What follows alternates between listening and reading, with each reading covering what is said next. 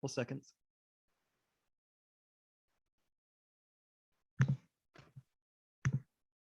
And you're good. Okay, I'd like to call to order this regularly scheduled Board of Finance meeting for October 13th, 2021. I'd like to open with the Pledge of Allegiance. I pledge allegiance to the flag of the United States of America and to the republic for which it stands, one nation, under God, indivisible, with liberty and justice for all. All right. On to public comments. Do we have any? Hearing none, we'll move on to communications. Eileen, you going to take this on? Speaker. Sorry, had to unmute. We have no communication or correspondence for this meeting. We do have minutes from the September 8th meeting, so I'll make a motion for us to approve the minutes from September 8th. I'll second it. Any discussion? Look good. Hearing none, let's take a vote. All those in favor? Aye. Any nays? Hearing none. Okay, I'd like to make a motion that we move from our agenda. We move the Board of Ed financial report next. Do I have a second? Second. Sounds good. All those in favor? Aye. Aye. Rosa, you're on. Thank you so much, guys. Okay, so I've got a few good things to report and a lot of other updates. So the first being the September financial report.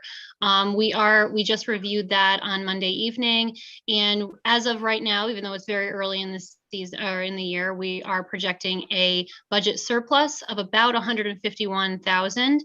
The majority of that surplus, so about 122,000 of that surplus, is due to an unexpected E-rate funding. So we're actually getting more money from some of the Chromebook purchases this year, more money than we had anticipated. So that was a huge savings for us. We're also realizing savings from staff turnover, so about 51,000 from there. And our unpaid leaves and absences were right about 90,000. So we do have some additional expenses that we hadn't anticipated, but we're still well looking into a budget surplus. There are a couple of updates, though, that I wanted to mention that are pretty important. And some of them are going to be unbudgeted expenses that we are looking at for this year. I'll start with those first. They're, for the most part, there's three of them, and they're mostly pretty small. The first is that something that I had mentioned to you guys before, but we had at our last board meeting voted to contract with CABE, which is the Connecticut Association of Boards of Education, to review and update our policies, some of which are extremely older than me.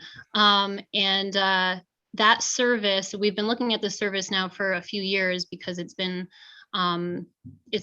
really hard to update our hundreds of policies. But the total cost for that service is $10,800. But we are able to spread that out over 3 years.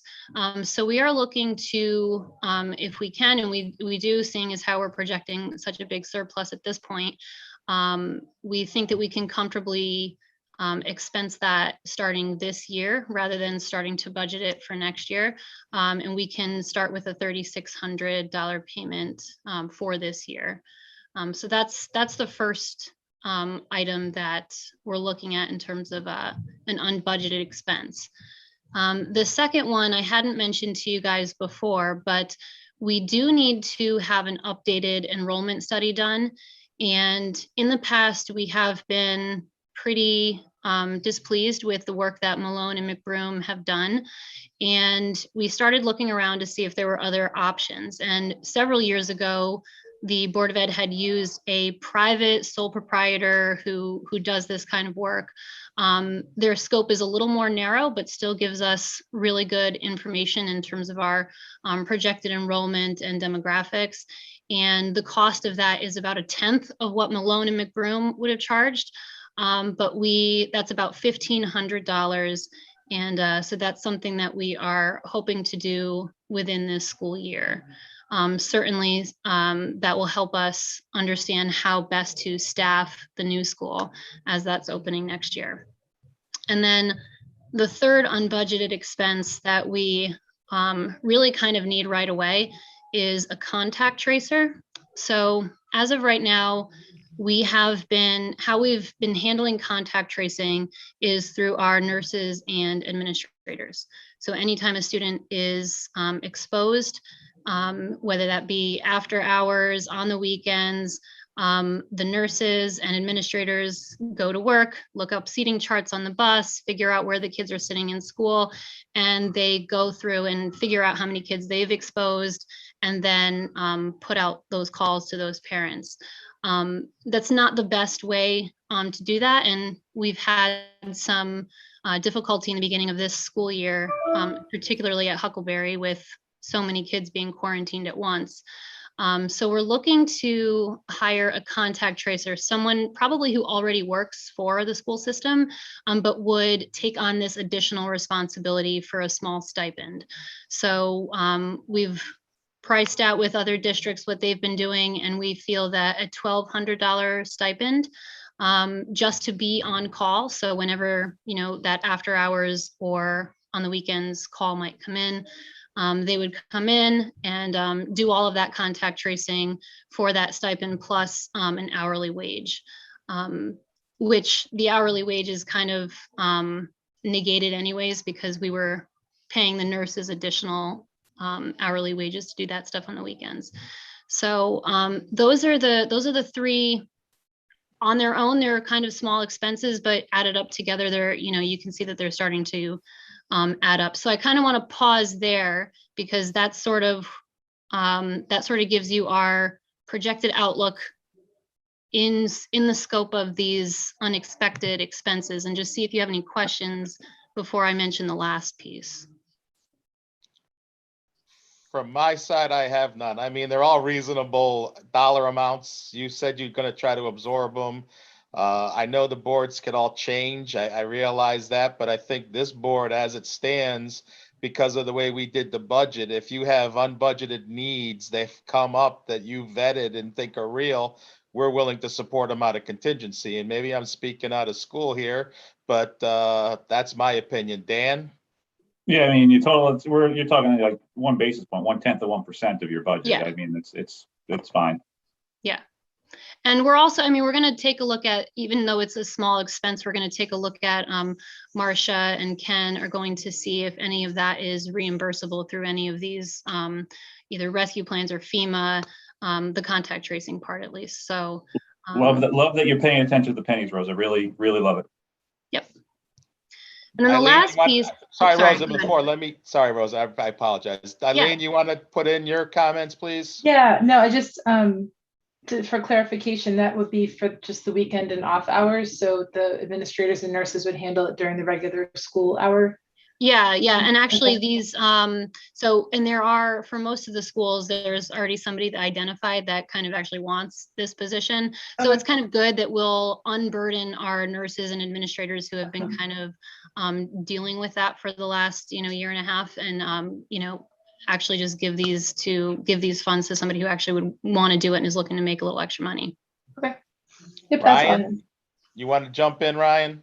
Yeah, Rosa, is the stipend per school, or is it just one district-wide? Yes, cost? good question. Yes, it actually is per school. So we thought about having one contact tracer for the entire district, but it really makes more sense in terms of, we want somebody that really knows that school community. They know how the schools are set up in terms of where kids eat lunch and who's in what classroom, and which classes interact with each other. So it would actually be per school. Yeah. I have another question then, if that's the case. Yeah. So our high school in Wisconsin, because of the vaccination status, has a lot less kids that are, I don't know, do they still get contacted even if they've been vaccinated? They do. Yeah. We can certainly look at that, and it's definitely more, I think, in the you know, in the The elementary lower schools. elementary, yeah. But yeah, you know, our vaccination rate for students 12 and over is about 65%. So we are still getting, you know, there's still half the kids that are essentially quarantinable. Yep. So, yeah. And I Ricky? believe that most of Oh, this sorry, would be Steve. covered by FEMA grants. That's what we're hoping too. Yeah. So, Right. and that would be, you know, that makes the most sense. Great. I did a little bit of research on it today. And I think that we might, and again, that just is just preliminary, that we might be able to use the FEMA reopening grant through September 30th. And then we may be able to still get reimbursement from FEMA other than that, but that's just my preliminary thoughts. Ricky? You there, Ricky? Yeah, I'm here. Comment? Yeah, well, it's a little concerning to hear someone's willing to take a tenth of what someone else is willing to do a study. Oh, for But the I enrollment mean- study? Yeah, but he's a sole like, is he an actuary? So he is, I haven't worked with him personally. The district has used him in the past, long before I was on the board, so I don't have any personal experience. But he's sort of a one-man shop, but he'll give us the same information in terms of pretty much the same information that Malone and McBroom would provide. Malone and McBroom takes a lot more time to go through their process. I believe they charge what they charge because they are sort of the only large firm in the area that does it. This guy, I don't think the scope would be quite as large as what Malone and McBroom would give, but I think what we need it for in terms of accurate projections for kindergarten enrollment and any new families that might be moving into the area for the new school, he would be able to provide. So sort of narrowing the focus, but maybe still just getting what we need.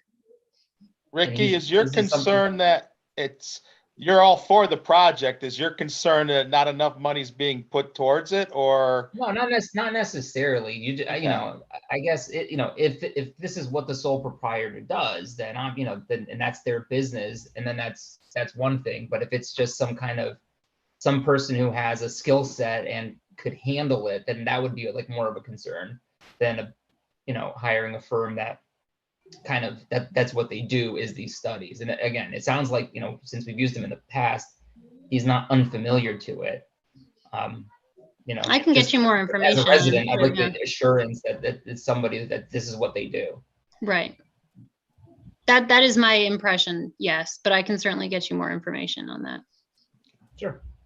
All right. I think, Rosa, this is a byproduct of the trust and the streamlined budgeting process that we went through, that these things come up, and that if you feel a need as a Board of Ed, we got to support it, because we streamlined you guys to get to where we needed to go. You worked with us, and these things are going to crop up. And if you can't cover it within your budget and their needs, and we're working like this, and Steve, you can chime in too. I think that this is the way the process works. And if you guys feel these are needs, we need to support those needs.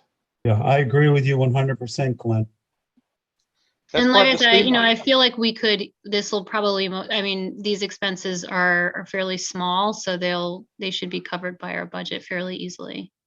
Yeah, but you got to get them out like you did now, because if you get 10 more of them, it becomes a bigger Right. issue. And now we know about these. So I think this is a byproduct of good budgeting and good collaboration is what I think. So I think you would have our support on this. Thank you. Now on to the last piece. You have the last Yes. piece. So the last piece hopefully will come as good news because it's not an expense. But a few years ago, actually, some errors in certain employee pensions, we recognized some errors that were made in employee pension funds. These happened probably more than a decade ago. But when they were recognized, we immediately worried about the board's exposure to them. It would have been a significant amount of money. But we've talked with some pension attorneys, they've researched it, and we are under the understanding that the board is not actually liable for these exposures. It was essentially employees not contributing to their pension.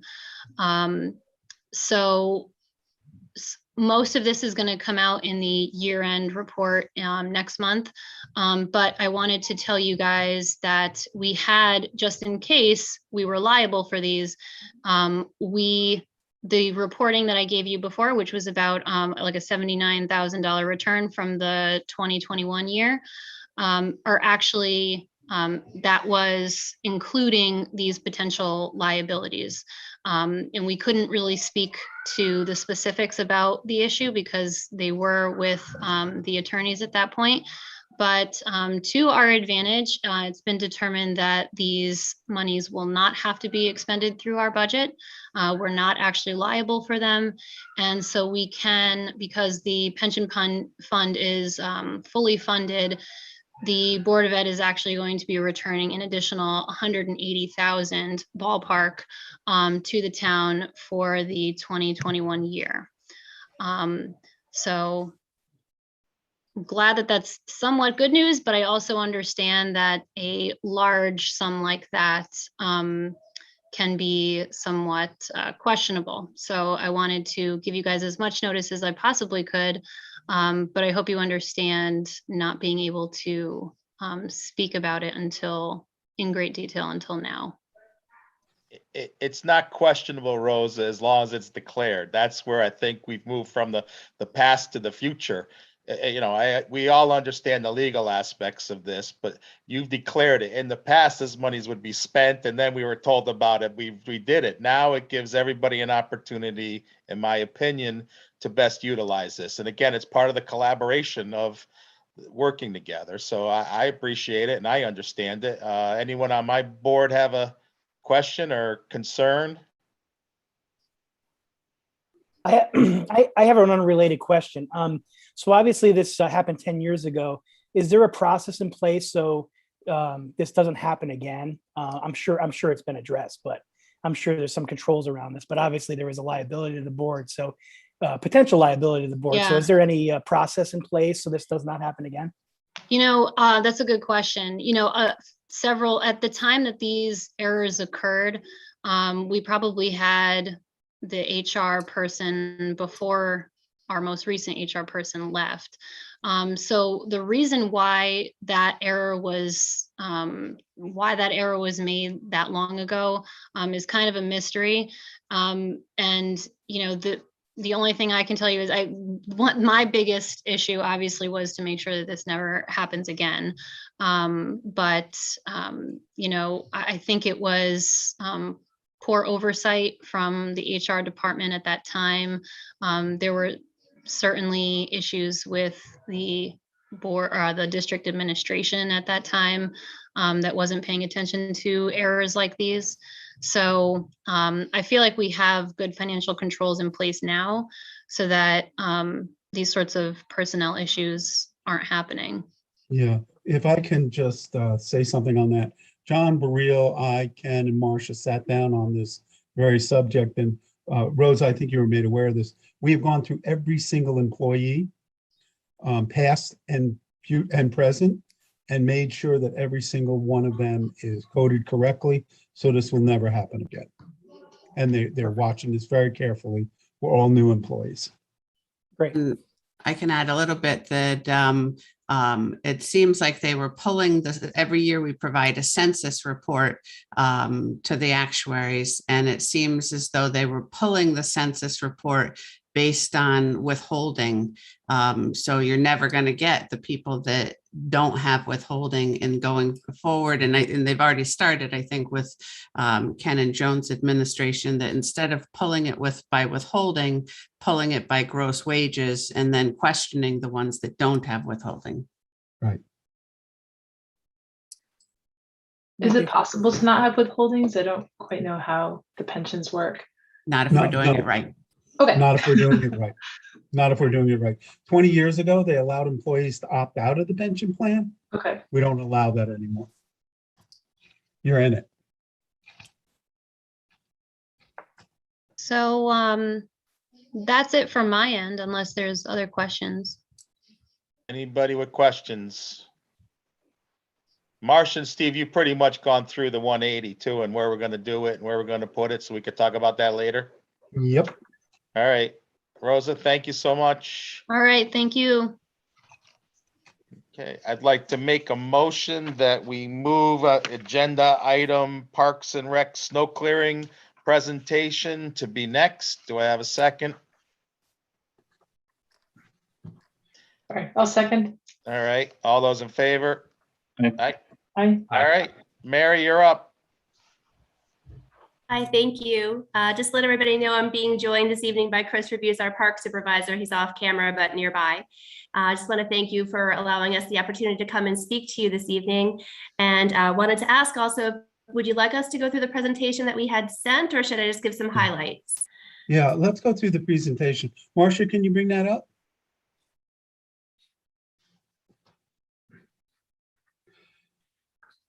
There you go. Can everybody see that? I can see it. Thank you. So we're here this evening because we have a need for a wheel loader with a metal plus in order to properly clear the snow at Huckleberry Hill Elementary School for this year. And this is something that we had anticipated a need for in the next fiscal year when the new school does open, because of the design of the parking lots. Because of the way that the construction fences have been placed around the school to secure the construction site, our need for this has just been pushed up by a year. So right now we have a lead on a used CAT 908M, which would retail normally for $100,000 if new. It's used with about 800 hours on it and is selling right now for $74,900. We know that a metal plus is going to cost us about $25,000. And so the all-in to fund this request would be $99,900 for this year. We recognize that coming to you and asking for such a large ask outside of the regular budget season is not necessarily reasonable to ask. And so we do have a few different ways that we feel we can meet the need without having to have the new equipment. I do want to say that our preference, of course, would be to have the equipment, to purchase it outright and to have the used equipment with the new metal plus. But should that not be an option that the town could go forward with, the other options that we have are to rent a CAT 908M or equivalent and to purchase a snow pusher box. And our third option is to secure a vendor with a machine to assist us with snow operations at Huckleberry this winter. So some concerns that we have going into this process, it's something that we've been aware of as a need since the end of the summer when we started thinking about snow removal. We're always a season ahead around here. So equipment shortages are existing right now on new machines, used machines, and rental machines.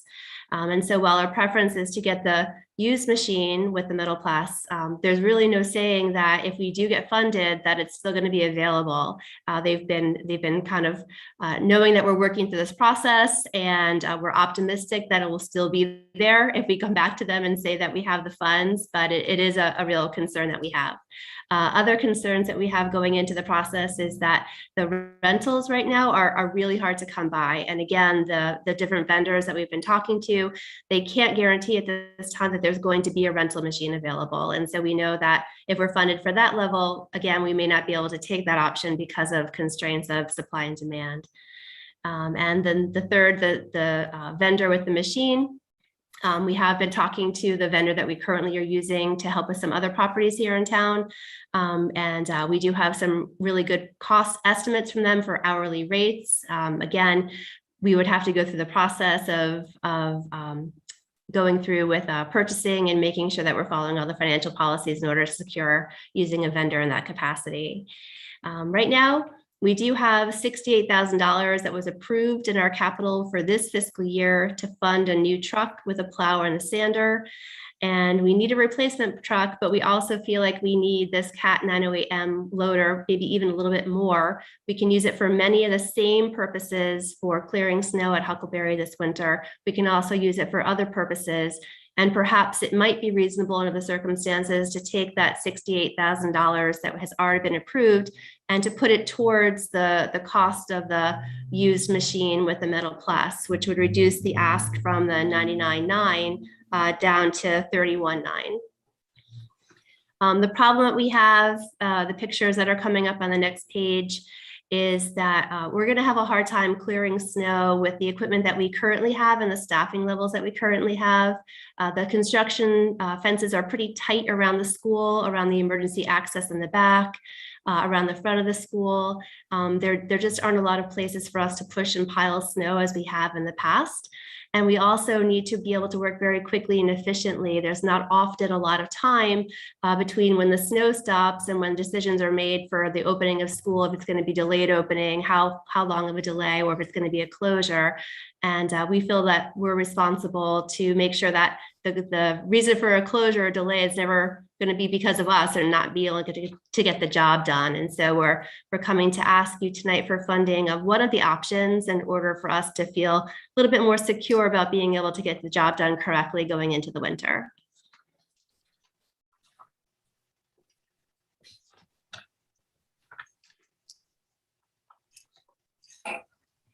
We did also include a second sheet with some projected costs over 5 years. I'm sure the numbers pretty much speak for themselves. The one thing that I did forget to mention for option one, if we do go forward and purchase the used machine with the metal plus, is that the residual value hasn't really been shown in what we're talking about here this evening. So certainly the residual value after 5 years, if the town owns that asset, is something that we should take into account as well. It could be used for a trade-in, or the lifespan of this machine is definitely going to be more than 5 years and likely more than 10 years. The machines average between 7,000 and 12,000 machine hours, and that would put us with our expected usage well into, the 10 to 15 year category.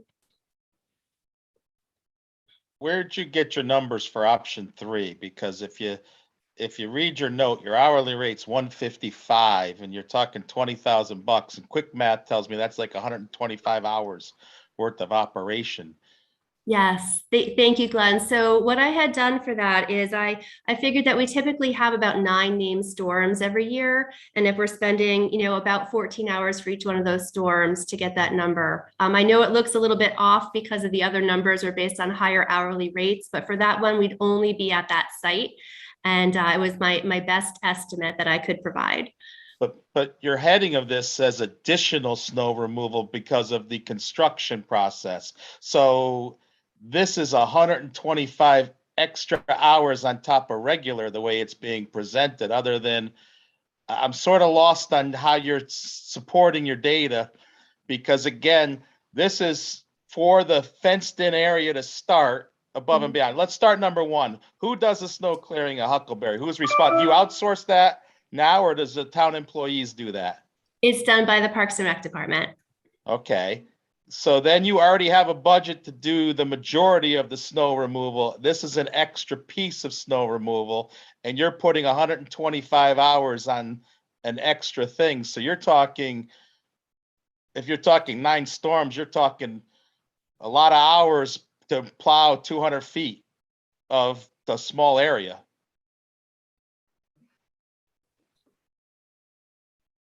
Well, it's not just a small area. You have to plow that area and then move the snow. Pick it up. But it's additional, Steve. Somewhere. It's just a little bit of the additional. I've talked to a lot of people on this. Mhm. Secondly, O&G is responsible for the snow removal on the construction site. And I know that there's a demarcation line of the fence that becomes a town property, but O&G already has snow removal equipment. Has anyone asked O&G if they were to remove that with their equipment, what the cost would be on that? Because they already have the equipment there and they're already moving snow to do the construction. And I can't buy 125 hours additional. We were already planning on removing the snow, Steve, in the regular parking lot, correct? Yes. This need is strictly for the fenced in area. So the entire parking lot is currently fenced in.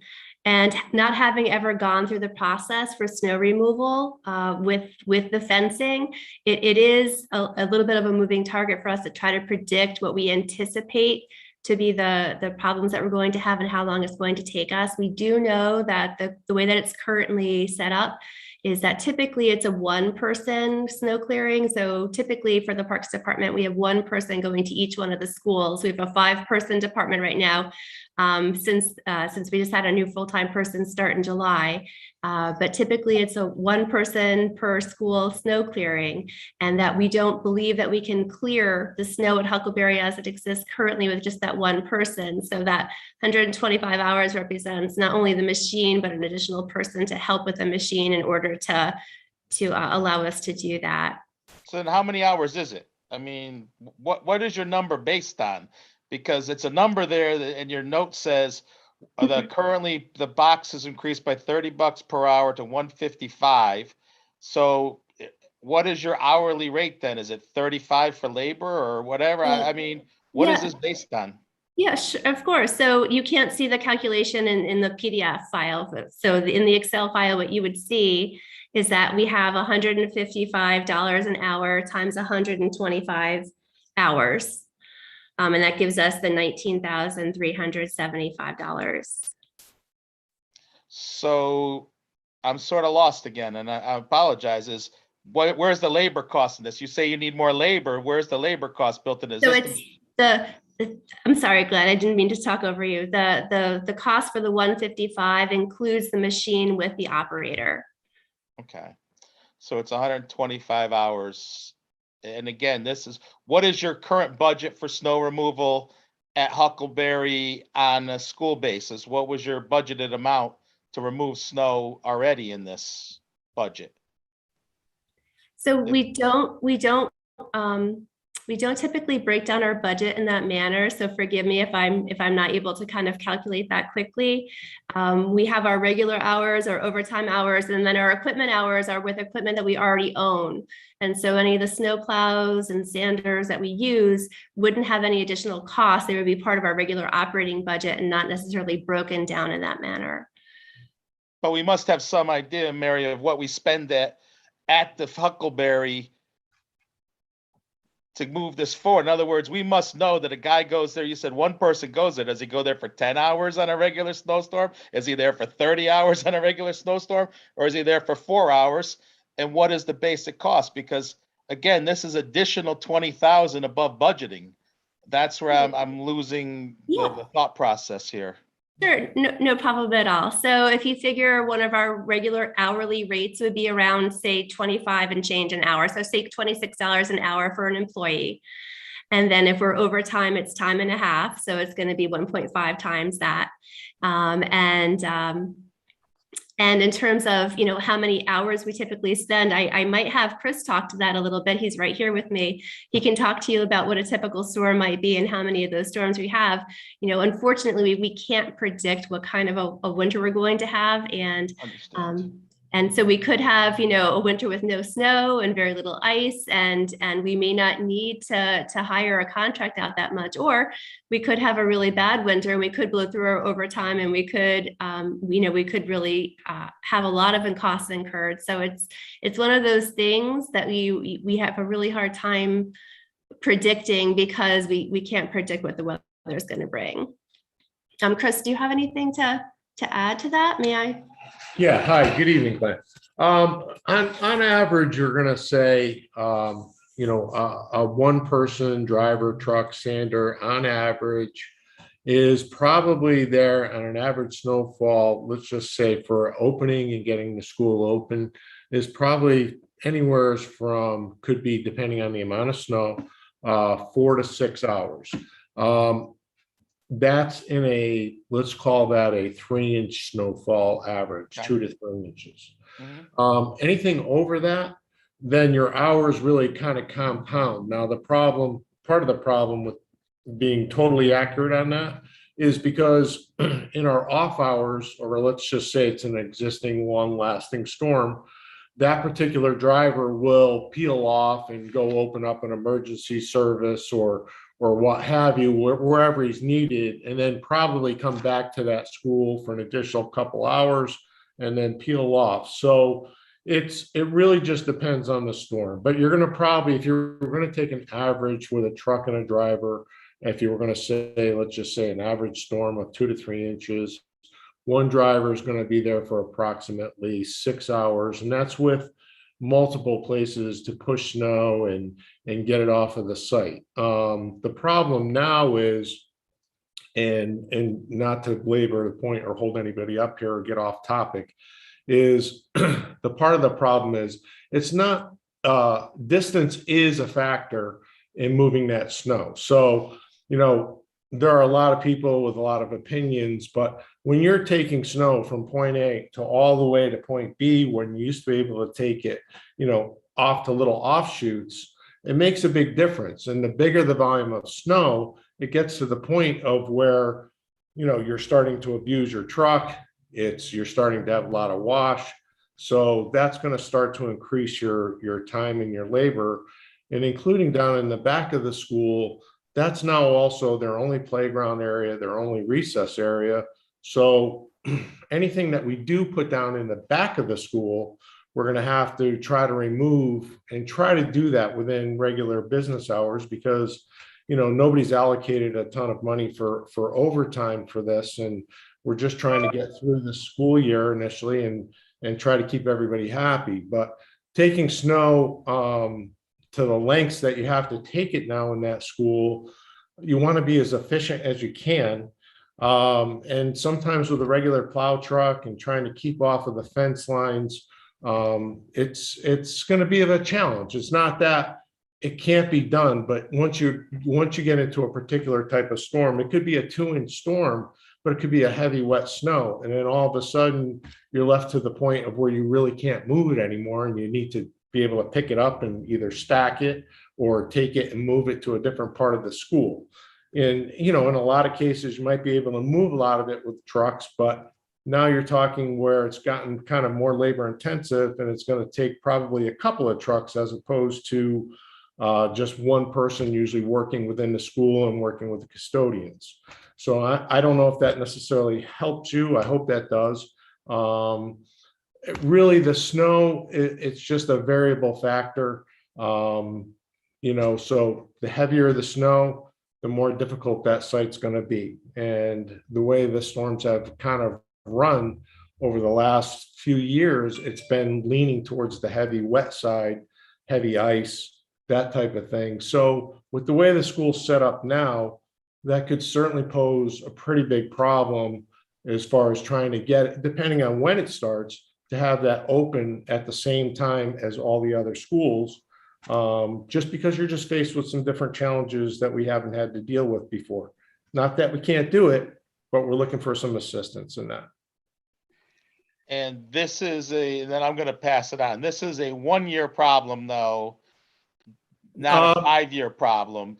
I realize you got to move the snow. I understand that. I got that you're responsible, but this is a 1-year problem of moving the snow distances, picking it up and doing it. Other than that, we should have our nooks and crannies back, correct? Well, yeah, no, That was where I was going, yeah. Yeah, the answer to that is, and what I'm going to tell you in regards to that is, you know, we based our ask on this machine also based upon what the new school is projected to look like, with islands, with traffic needs, with emergency roads around the school. It's going to be a much different setup. So it's going to require a lot more labor. It's not a question of that you can't do a lot of it with a truck. It's just not the most efficient way to do it. And, you know, so we're concerned with, you know, we need additional manpower, additional trucks. So what's the most efficient way to do that? When somebody says, well, you're going to get your nooks and crannies back.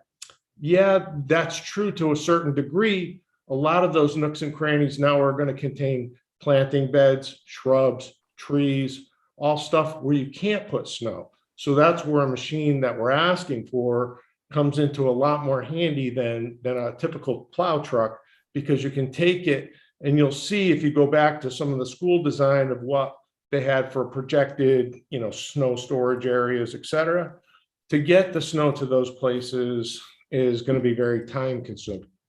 Excuse me. Because can I just jump in real quick? Because if you remember, the new school parking lot is nothing like the existing parking lots, which are wide open. The new Correct. school has islands in between every row of cars, right? There's 4 or 5 islands, and those islands aren't big enough to put snow on. Well, a little bit of snow you could probably put. So it's going to be a much more substantive removal process to get all those parking lots clear in the new school. So it's going to be a continuing problem, I think. Right. So I have a couple questions on that, if I may, Glenn. Yeah, go ahead. So the original plan when the school was designed was to buy this truck when it was built. So it's not, but it's not part of that budget. It was always going to be part of some capital budget that shouldn't it have been built into this and other things that were required to operate the school efficiently be built into the total cost of building and operating the school? Yeah, we could do that. I think that it's reasonable to assume that the additional costs and expense of removing snow during the project could be allocated to the new school project. Yeah. Okay. And then so the other question has to do with these 5-year estimates. If the plan is to buy this thing either this year or next year, then the rental option isn't really a 5-year comparison, it's a 1-year comparison. You're talking about a $99,000 purchase this year and versus $20,000 rental expense this year. And then, so I don't think the incremental expense is the full 5-year rental. Am I thinking about that incorrectly? Well, you're still going to need the pusher box in the following years because of the configuration of the parking lot. Because but what I'm hearing is that that's going to be in a capital request, and if it's so needed, it's going to be a number 1 or a 2. I see your point. Yeah, I see your point. So we're talking about a 1-year problem. Yeah, my concern with that, with the rental option, is that if the rental companies aren't guaranteeing that winter rental for the year, that's a bit of a risk. Are we going to be at risk of not being able to open on a snow day because they can't get the buses through, right? I mean, I haven't driven over to Huckleberry in a while, but if that's part of the concern. Yeah, I think, Eileen, once we make a decision, you guys make a final decision here, Mary will go to the rental company, try to rent it. If she gets a rental, then we'll have it. What they're saying is they're not going to hold one for us. Right. And if other people come in before us, we may be out of luck. Okay. Steve, if I may just pop in on that one, the used machine is the one that's kind of being held aside for us temporarily. I mean, they're not actually holding it for us because we can't commit to it. We haven't committed to it, but they're aware that we're going through this process. The rentals, truthfully, the rentals are definitely just not something that we've been able to do that with. Chris has reached out to several different vendors, and right now people are holding onto their machines. They're not turning them back in. The rental market has definitely changed because of the pandemic. And so at this point in time, if the town does decide to go towards the rental, I would truly ask for some flexibility in that money, because we might set out to try to do a rental and then we might actually need to go to a contractor instead, or kind of work that way. So should the town decide to go for more of a 1-year option and go for option 2 or option 3 just to meet the need for this year, we'd be very, very grateful. But I would ask for that flexibility with a not to exceed number, and allow us the flexibility of trying for the rental first, or whatever the town determines to be the way that they would like us to manage it the best way. And then have a fallback option without having to come back before the boards, because I really think that the longer we wait in this process, the harder we're going to have a time of getting anything accomplished before the snow comes. What about, I'm going back to option 3 here. Like, that number seems inflated to me. If we were to get an outside vendor, can we do it on an as needed basis if we're already using this where it might only be 20 hours during the course of the year or 30 hours during the course of the year? So now you're talking a $3,000 movement here. What I'm nervous about is all capital is, we got a capital crunch coming. We got so much money coming down our line of borrowing and spending and the bubble and everything else. Do we really want to spend money on capital now, out of budget, out of cycle, when we're going against something that's an unknown. And I still think 125 hours to me is an awful lot. I could be wrong, and yeah, I don't have a crystal ball, but that's a lot of hours to bank into a number. I bet we're out of that with a lot less. We won't have a piece of equipment that we have, and it'll go through a regular budget cycle. And I think Dan is right. Does it become a 1 or a 2? Because the only way I'd be for buying this equipment is if the truck is off the table, the 68,000 is off the table, and it might not come back next year. That's the only way I go for the trade-off. Me personally, I'm not speaking for our board. The trade-off is the truck for the 68,000 is off the board, and let next year's Board of Finance decide on that. It's not, it may not come back because of the restraints, or we go to the option 3, we get a vendor to give us a quote to do on an as-needed basis, or for 20,000, you might get a contract quote for the whole parking lot. I don't know. I mean, I don't know the numbers, but I think that to me is more reasonable. So, Yeah, Mary, Dan, go ahead. oh, can I ask one question? Go ahead. Mary, on option 3, is that we would contract with the vendor and they will positively show up every snowstorm and charge these hours? Or is it for the entire season? Is it per event? How would we do that? So we would have to figure out what we think is the best way to manage that. In the past, we have kept full control over the school properties in-house because we want to be the ones fully responsible for the school opening and the communication with the school. So in all likelihood, we would rather not sub that out fully. We would rather either have them come in and work alongside of us on a contractual basis for the season, if we could arrange that. And if we couldn't, then we would have them come in on an hourly rate with us. We always run the risk. The town is, of course, important, but we may not always be the most important client to a vendor. They have a lot of different clients that they're working with. And so the danger always is when you're working with an outside vendor that you don't have that full control. And I'm not saying that in any kind of a threatening way. It's just something that I've learned, over the years already here. We do things differently in-house than vendors who plow for other properties that we manage to. Okay, thank you. Hey, Mary, with option 1, are you going to have to hire another resource to manage that? No, we would not anticipate having to hire any additional people. We already do have people come in and work with us for seasonal snow plowing. And so either somebody from our current staff or somebody in that role would hop on that machine.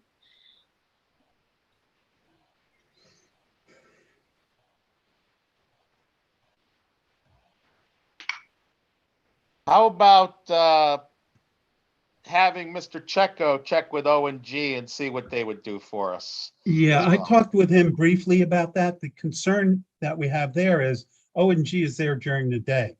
And the question is, would they be willing to get somebody out there at 2 o'clock in the morning to get us ready to open school? But I've asked him I sent him a note already tonight to ask him to revisit that, Glenn. Maybe Yeah, 'cause one of I their spoke guys to would him. be willing to come in. I spoke to him 10 minutes before the meeting. Yeah, what did he say? He actually stated that he thinks the islands could be managed with the trucks, that the snow removal could be managed. It's a 1-year problem.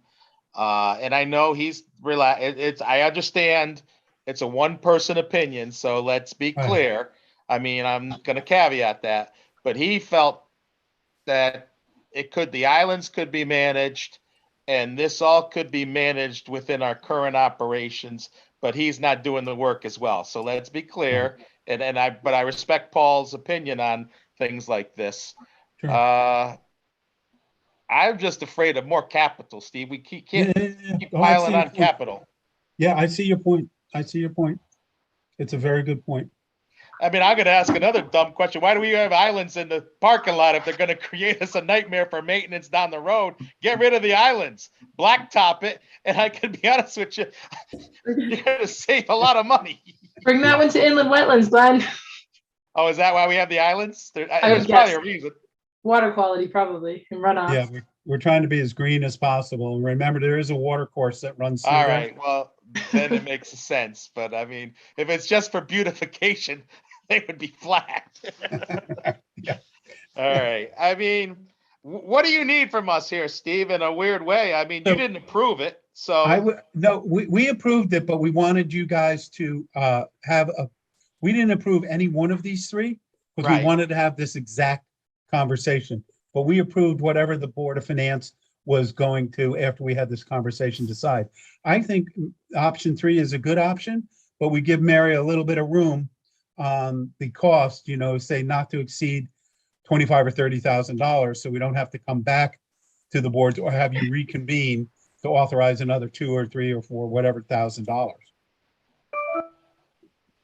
I mean, I'm okay with that as long as it's managed, and we'll put it to a vote. I think that we don't know what it's all going to entail until we see it, and it's a one-year blip at first. Yes, I heard, the presentation that the islands, and yes, I heard it's going to change, but until we see what we truly have, I think it should go into a budget cycle, and be prioritized. I think Dan said it the best is, next year we bring it up, or again, and we can have this discussion, if we get rid of the truck, it's a wash. I mean, if the truck comes out, it's a basic wash, a little bit more money.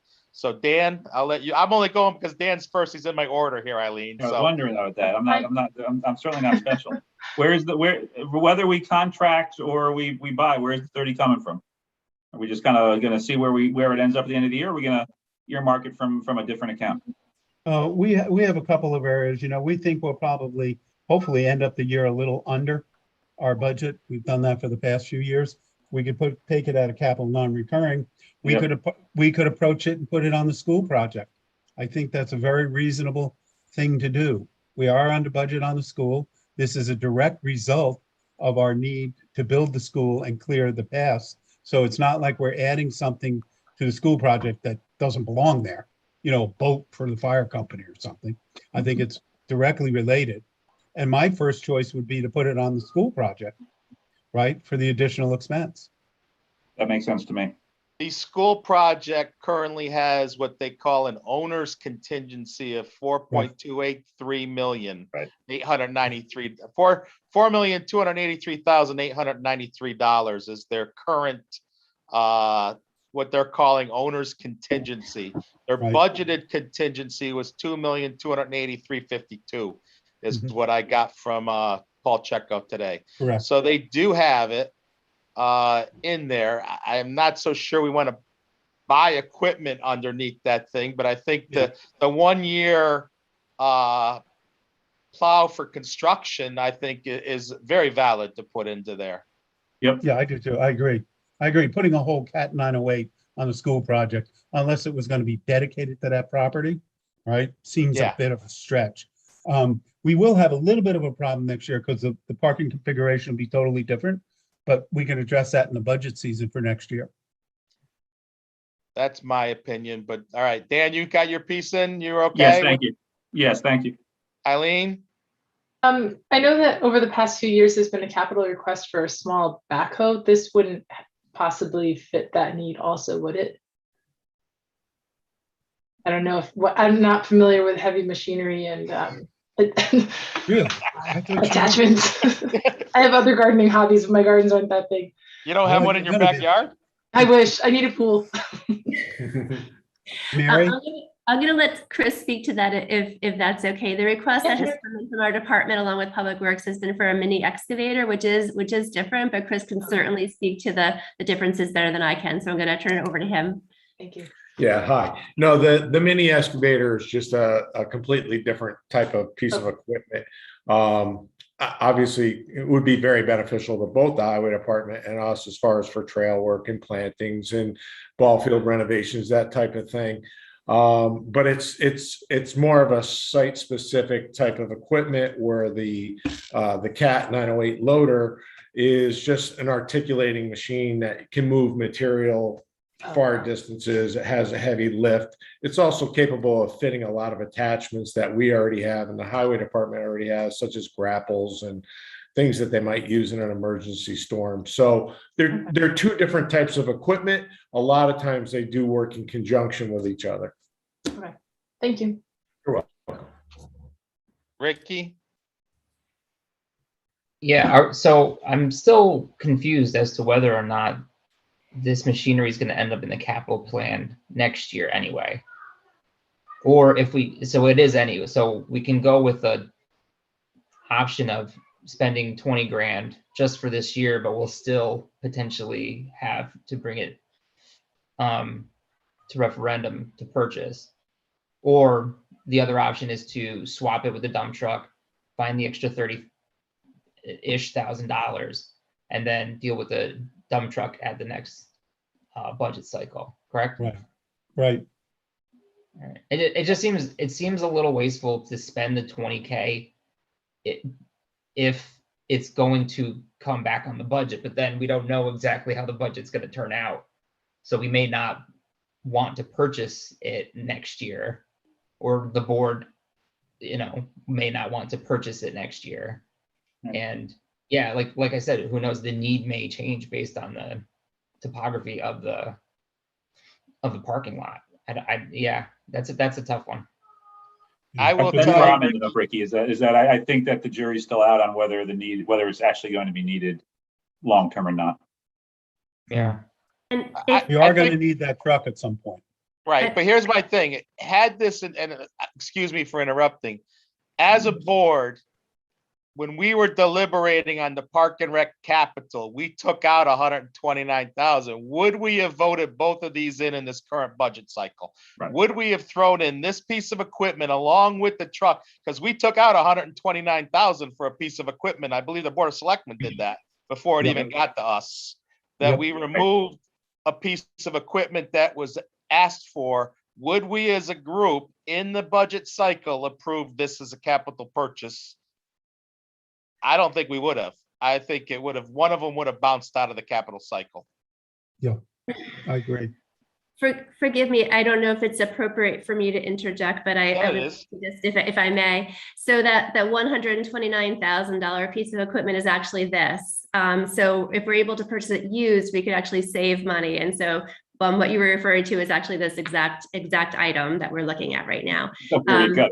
That said, and I respect, and I've heard this from the board before, and I respect it. If you weren't going to approve it then, why would you approve it now? It makes perfectly good logical sense, and I'm not questioning your logic at all. I do just want to also point out that because of the timing of when the new school opens and the new parking area will open versus when our budget cycle is, we might be back in this exact position again next year, because we're going to have to submit our capital requests in the next couple of weeks, sight unseen, with a new parking lot in anticipation of the winter for 2022, 2023. And so we could very well find ourselves having similar conversations again, which is reasonable if that's what we're going to be doing. But just to let you know that we're a little bit out of sync with being able to see the project and actually really experience the new project, and when we need to ask for things in anticipation. So it's a little off. I'm going to ask a question then, and this is going to come off uniquely, and I'm going to ask it anyway, is we ask about prioritization. Did we not know that we were going to have this coming up? And where was it on the priority schedule of this? Because now it almost seems like, I'll be really bluntly honest, that this is a unique opportunity to get a piece of equipment that may not necessarily be needed. The timing is off. It seems out of cycle. It was turned down during budget. An opportunity has arisen. I'm sort of lost a little bit. I'm not saying I'm right. So Steve, don't take it as I'm right. Please don't. No, I'm not. I think the issue here is, I don't think anyone, I think even Paul, I haven't talked to him about it, thought that their fences would be as close to the school as they are. They really took over that entire back. I didn't think it was going to be that close. Yes. I can also see that, Steve. But we missed it. We missed it. And I think if the NBC had thought about it too, and known where the fence was going to be, they would have put something in their budget to make sure that snow got cleared for the 1 year. Also a fair statement. Dan, you came back, so you were going to say something, Dan? No, I just thought we were wrapping up. I think we need to wrap up, but I don't know how to wrap it up. So, I mean, So Ricky, I don't know how to make this motion, but I'd like to move that we approve option 3 for up to $25,000 and table the purchase until we determine whether it can be under the school project or not, or yeah. Or actually, no, I take that back. No, now I'm speaking. They're really two speaking, separate things. yeah. So when do we, so we're not going to do the purchase it's only the 1 year that would be under the school budget, the school Right. project. So when can we determine that tonight that if we go the rental or the contract route, it will definitely be under the school? Do we know that? I think, no, I don't know, because we have to talk to the NBC, but I think it's perfectly reasonable for them, and we would fight pretty hard to put this $25,000. It's a direct result of the school building. Right. Right? That's the, I don't think that it would be difficult at all. And I think the NBC would agree, and there is money in the budget to do it. We're not asking for $2 million. And then what we'd have to do is address it next year again. maybe. And after Yep. that, we'll know, right, how the best way to clear the new parking lot. Yeah, I personally would be more in favor, given that route, that option, to do the option 2 and rent for the year. I mean, it gives them a chance to work with the equipment, and it's a $500 difference. I think I agree with what Mary said too about, we may not, we're important to us, but we may not be as important to a vendor. And again, with school delays, if these are the types of things, you're at their mercy. There's no guarantee with labor shortages and whatnot it's seen across the pandemic. I think it'd be safer for us to be in control of that machine. That's a very good point. That's fine. I know Bethel uses American Pavement to clear their schools, and they make it a priority in their contract, and they don't seem to have any problems. So have we talked to any vendors, gotten some pricing on that based on that? Because I would think if we're negotiating a contract with a paving company or somebody that doesn't work in the wintertime, they would make the school a priority, and you put that in the contract. We have not had any specific conversations with vendors because we didn't have funding to enter into a contract with anybody. So we've had, casual conversations with the vendor that we've used, but we haven't gone out and spoken to vendors that we have not yet used for other things. In fairness, I don't want to mislead anybody. We haven't had those conversations, but you are correct. Currently, the contract that we have with our current vendor for the other sites that we use them for, we do say that the town needs to be a priority for them, and it usually works out, but nothing's perfect. Hey, Steve, can we table this? Do we have time to table this? I think we're getting to the wire. We could table it, I think, for a week. And then get back together. Can I make a point? Yes. I like option 2 better, because if they're going to come back at budget season and ask for the same piece of equipment, at least they have the hands-on experience to use it. And they can, I think it'd be better for them to compare even later on, like, hey, maybe a vendor makes more sense because we just need an extra body. We just don't need a permanent head count, or we're able to manage that piece of equipment with the staff that we have on hand. And it kind of gives them a trial run of ownership prior to putting it forth on the budget. So I'm leaning more towards the rental just for that reason.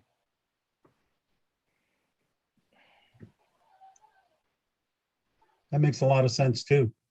I'm indifferent either way to 2 and 3. Ryan, I'd like your opinion on this, because you're sort of thinking about it in the background here. I can see your wheels turning. Yeah. So the problem with 2, you're buying that box, right? And if we don't decide to put it in the capital project, you have a box that maybe you can sell. I don't know if there's a residual value on that box, but you have the box. I think that, personally, I think option 3 makes a lot of sense, because it seems like it's a 1-year problem. I'm still not convinced this is a multi-year problem. Steve, you might be able to correct me, but I assume that the fences are not going to be up next year when the school year starts. Kids are going to be in school. So if the fences are not up next year, how is this a multi-year problem? And I also, Glenn's point where if we get rid of the truck, then it makes sense. But, I mean, I plowed before. This is a big machine. You're going to need the truck as well. You're not going to plow every area with this large machine. You're going to need a truck as well. So that's another ask. I don't see how it's one or the other. So that I just see it as it being a 1-year problem, and we can outsource this 1-year problem, be done with it. I think it would be great to allocate that as a building cost. Obviously it's a direct result of the fence being up and the construction going on. Good point. I also am leaning towards option 3 myself, but I understand Ricky and Eileen's points totally. So I do too. I do, and I think Dan understands it too. I mean, I'm not necessarily. I'm gonna say, from our point of view, Steve, I think that maybe it's in the best option the Board of Selectmen make this decision between option 2 and 3. Maybe Dan, you think that? I mean, we both given it. We're not operational, right?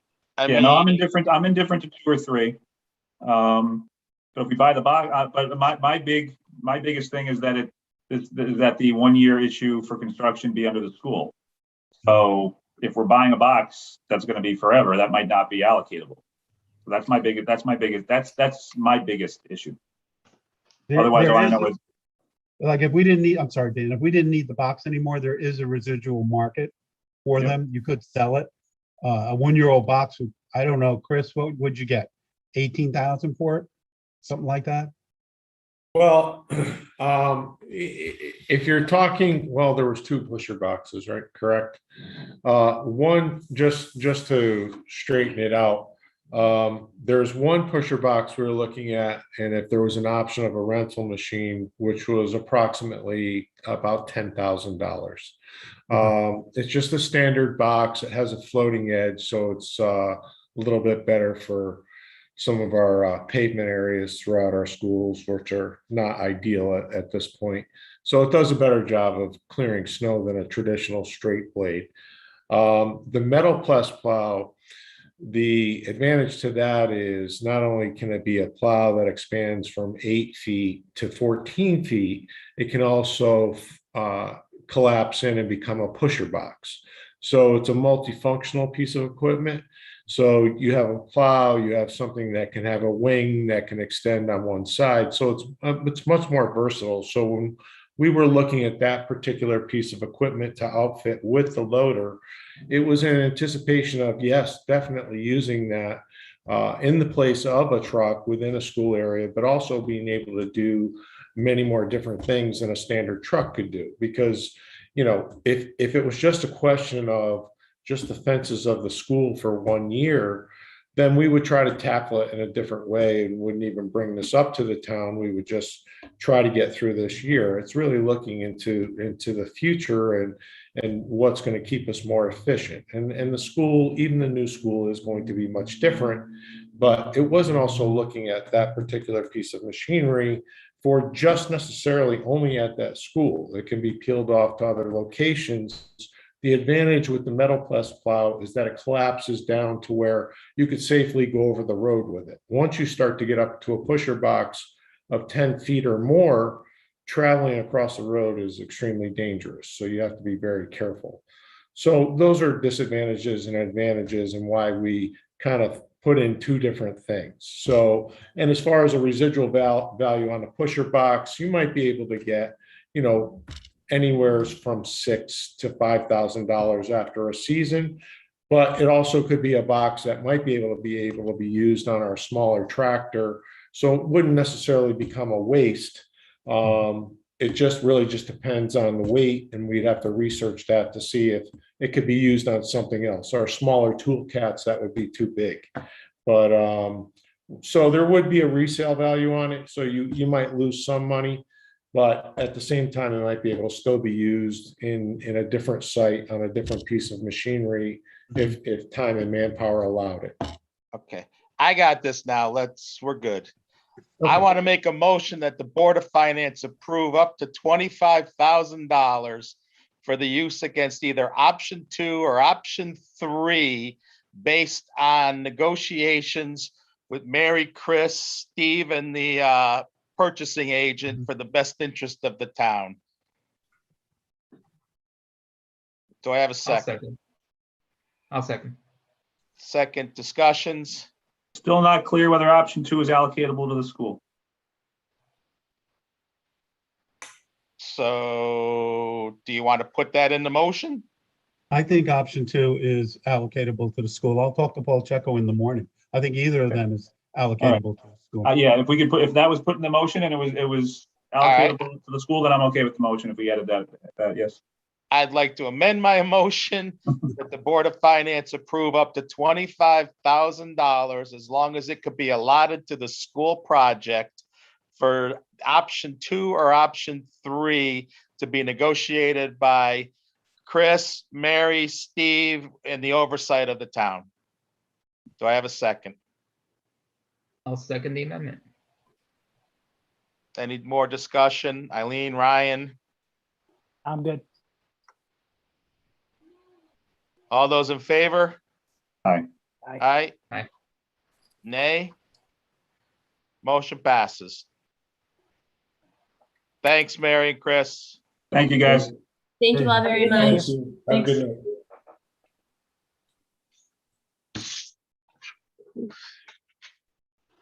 All right, I'll make a motion now that we make an amendment to our agenda and move the streetscape phase 6 to next. Do I have a second? I'll second. And all those in favor? Aye. Aye. All right, Greg, you're on. Sorry it's so late. No problem. Thank you all. So I believe Marcia or Steve are going to pull up the presentation. Yep. So let me start with just one very general opening comment. This presentation is something I prepared for the Board of Selectmen meeting on October 4th. Because of a family emergency, I was not able to be at that meeting. I believe Marcia presented it on my behalf. So I don't know what conversation or discussions was had at the Board of Selectmen meeting, but I'm going through the presentation as I would have presented it to the Board of Selectmen. I also have to say that this is the first time in 7 years that I did not personally present a streetscape project to a board or commission as requested. For that, I apologize. But again, it was an unplanned family emergency. So with that, here we go. Steve, are we okay? I mean, did I say that Yep, accurately? go ahead. Yeah, absolutely. Go ahead.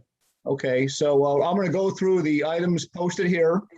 I'm going to do this rather quickly. I know you guys will stop me if you have any questions. Next slide, please. I always like starting with the big picture. And phase 6 is what we're talking about tonight. Phase 1, we all know where that is. That was done several years ago. Phase 2 was done 2 years ago. Phase 3, we signed the construction contract, and construction will start in April of 2022.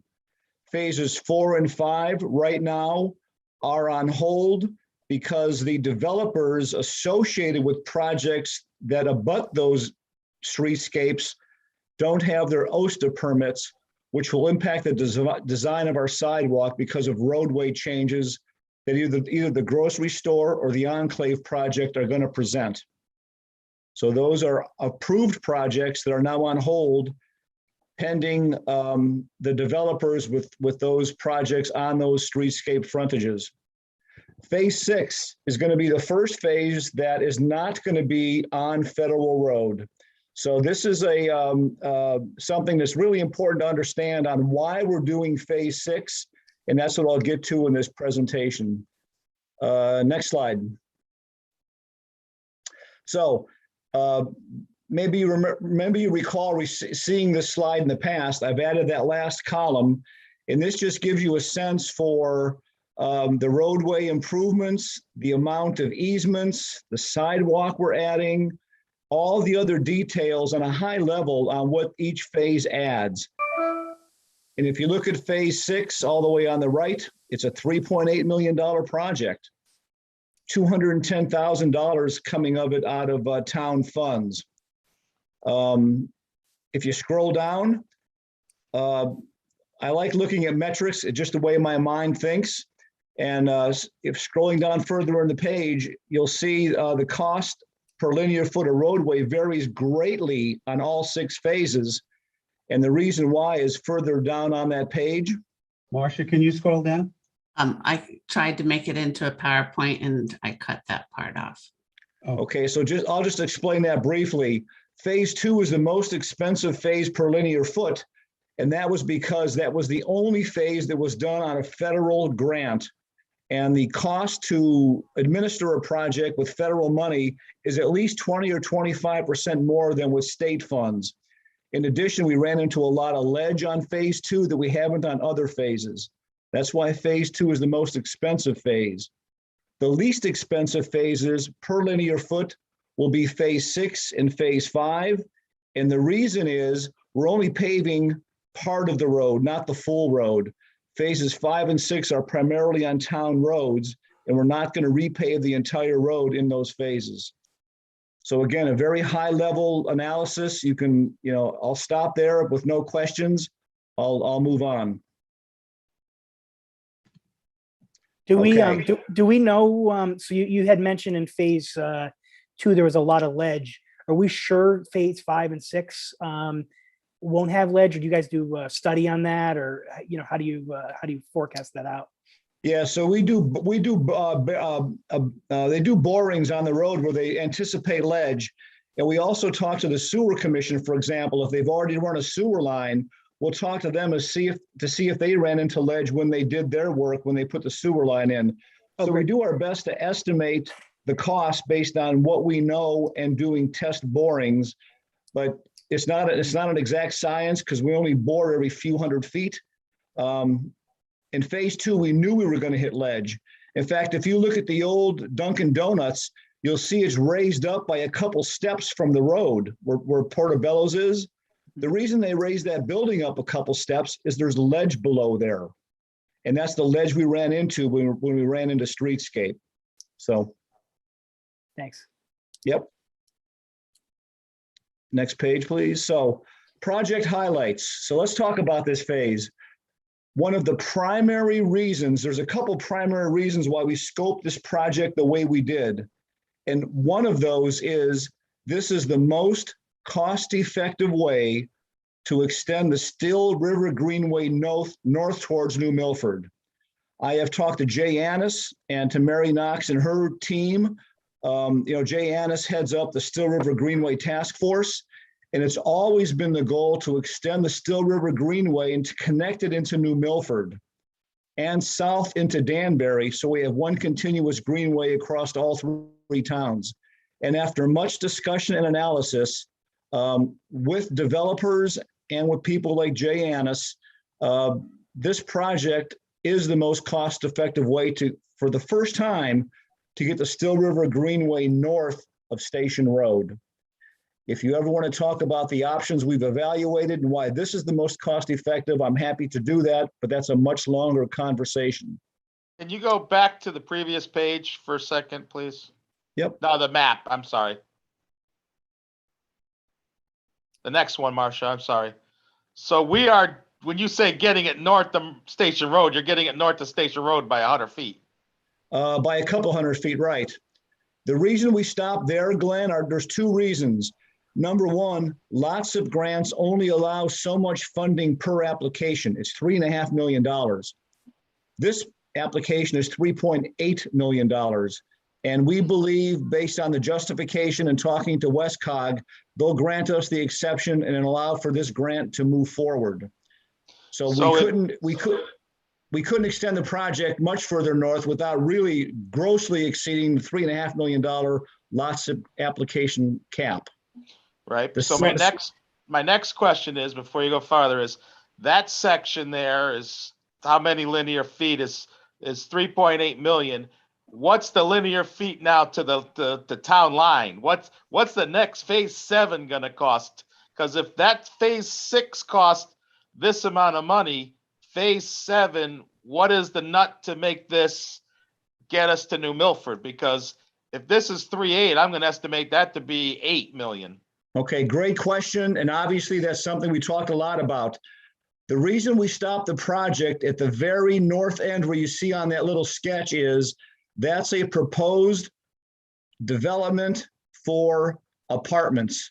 We've already talked to the developer about accessing that development right at the north end of phase 6 to go through his property with a 10-foot easement to take the trail across eastward through his property, through the enclave to Federal Road.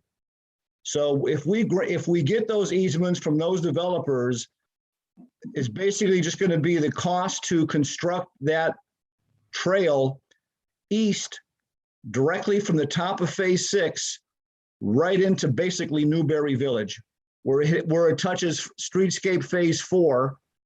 Then we're going to cut through either Newberry Village or the Green Acres project, catch the Still River, and then go north into New Milford, where their trail ends at Harry Brook Park at the Candlewood Valley Golf Course.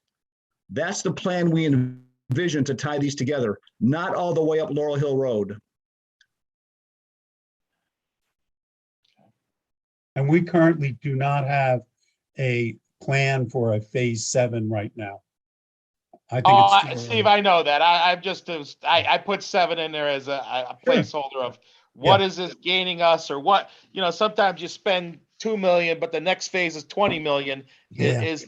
That's what I was asking the question for. Yeah. So our concern here, we really do want to get back to the river.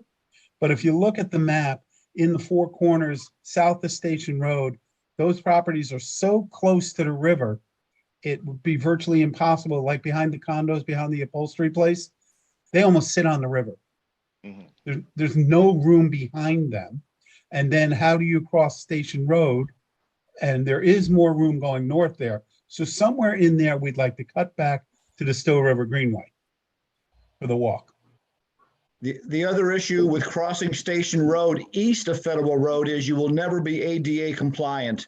If you stand on Station Road and look at the Still River and look north, the ledge is steep, and these trails have to be ADA compliant. It will never meet that requirement. Good point. I'm confused. So from if you could use the pointer to show me where the cut through is going to be. So it's going to go from 6 into phase 4, correct? Yeah. Yes, just like And that. then I see. So Phase 4 has nothing to do with the we have Greenway, all though. these hold on, sorry. We have all these brand new sidewalks already, phase 1 and 2, and soon to be phase 4. I don't understand the purpose of phase 6. Phase 4, phases 5 and 4 are not Still River Greenway extensions. They're only 5-foot wide sidewalks. The standard to be a state Greenway trail is an 8-foot wide minimum with 2-foot easement on each side. Phase 4 does not meet that standard because of the extreme amount of ledge that is on the west side of phase 4. And the goal is to get back to the Still River, not to keep the trail on Federal Road. So we're trying to make it fair. No, that's totally trying to make it a fair. But I greenway wish and there was a getting way it to back do to the it from river. phase. No, I just wish there was a way to do it from phase 1. So do I. So do I, and so do many people, but it's not practical because of ledge, ADA compliance, and the fact that there is no sidewalk on the northeast corner of the Four Corners intersection. There's no sidewalk there. And the reason there's no sidewalk on the northeast corner of the Four Corners intersection is there's no sidewalk on the north side of the bridge that goes over the Still River. It's only on the south side. The other issue in the northeast quadrant is those homes are so close to the road north of the Shell gas station that it was determined many years ago that to put a sidewalk there, you would have to declare eminent domain and buy out those homes to make enough frontage to put a sidewalk in. That's why there's no sidewalk in the northeast quadrant of the Four Corners. would that be cheaper than the $220,000 that's being asked? I believe the answer is no, not even close. No, those properties would probably go minimum 300 to 400,000, and there's a number of them. Just for a couple feet into their front yards? It's not a couple. Remember, those houses are about 10 feet from the road. And Greg, we need 12-foot wide, right? We need 8-foot minimum plus 2-foot easement on each side of an 8-foot path. So yes, 12-foot. Look, I don't mean to be fighting on this. Maybe it's the map that's confusing me, but it seems like you're cutting right in front of phase 1 anyway. And maybe I'm just not totally clear on exactly where the cut through occurs in order to get back to the Still River. Marcia, can you I just show think where it's that cut is? unfortunate that we have all these businesses that are investing in that Four Corners area, and it would be really great to have the people walk through and while they're on the Still River Greenway and see them and say, oh, hey, let me stop for a bite to eat, rather than walk around Laurel Hill Road and then completely miss the opportunity to enjoy the local businesses. Remember that the section of the Greenway that runs into the downtown actually stops because we did not have enough width to put it in. But a lot of people who are just walking on the Greenway will walk straight up through the downtown and reconnect further north on phase 4, where it crosses phase 4. What we're anticipating is people on bikes will be going up Laurel Hill Road, because you can't ride a bike on the sidewalks. So we're trying. So will there be a specific signage of like, this is this way to? It's already there. Yeah. Already there. Continue the Still River Greenway? It's already there. If you look carefully in front of the funeral home, it says there's a sign with a bicycle with an X through it, and it says the trail stops here. Not many people ignore that, but the signage is already there. Yeah, it's kind of by Ponchos and Gringos. Yes, right, exactly. So what we would do is direct bicyclists coming off the Greenway to go up Laurel Hill Road, and then cut across the piece of property from the top of phase 6 to where the number 4 is. See where the number 4, somewhere in there? Mm-hmm. We'd go through there, and we'd only need easements through 2 properties, 12 feet wide. And that's what we would try to do. But then there'd be a cost there too, correct? Yeah, but I don't think, you go ahead. We talked to both developers for both of these developments, and they said they're willing to grant us that easement right away to cut through back to Federal Road. Right, but that's just the right of way. I'm talking about the cost of the pavement, the cost of the material, and the cost. There's going to be, again, if we're talking 1,200 per linear foot, right? You're still talking how many feet there? You still got another cost coming, correct? Yeah. Yes, we've got to get all the way to the New Milford town line eventually. That's right. No, I'm just talking about to get from end of 6 to Federal Road again. We have a linear footage there that's going to cost us at least 1,200 per foot. No, it would be less because we're not putting in the granite. We're only putting in the path, the macadam path. All right. So it'd be a lot less expensive. Right. Correct. All right, continue on. Sorry, Greg. It's all right.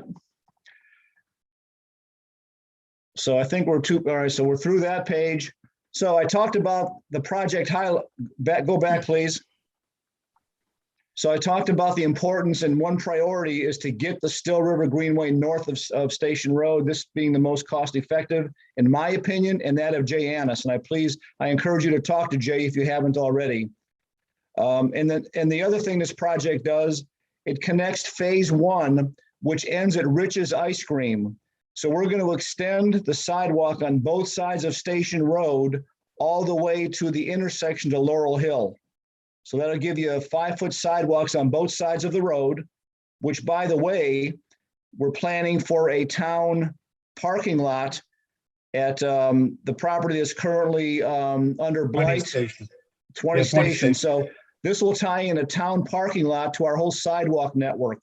So that's the second benefit of phase 6. The third is we're going to eliminate the traffic island at the intersection of Station and Laurel Hill Road. We'll put in a much safer pedestrian crosswalk because the trail is going to cross there. Moms kids with bikes and moms with their children and their in their walkers and such. Much improved pedestrian crosswalk. Which we're gonna And- need two of then, correct?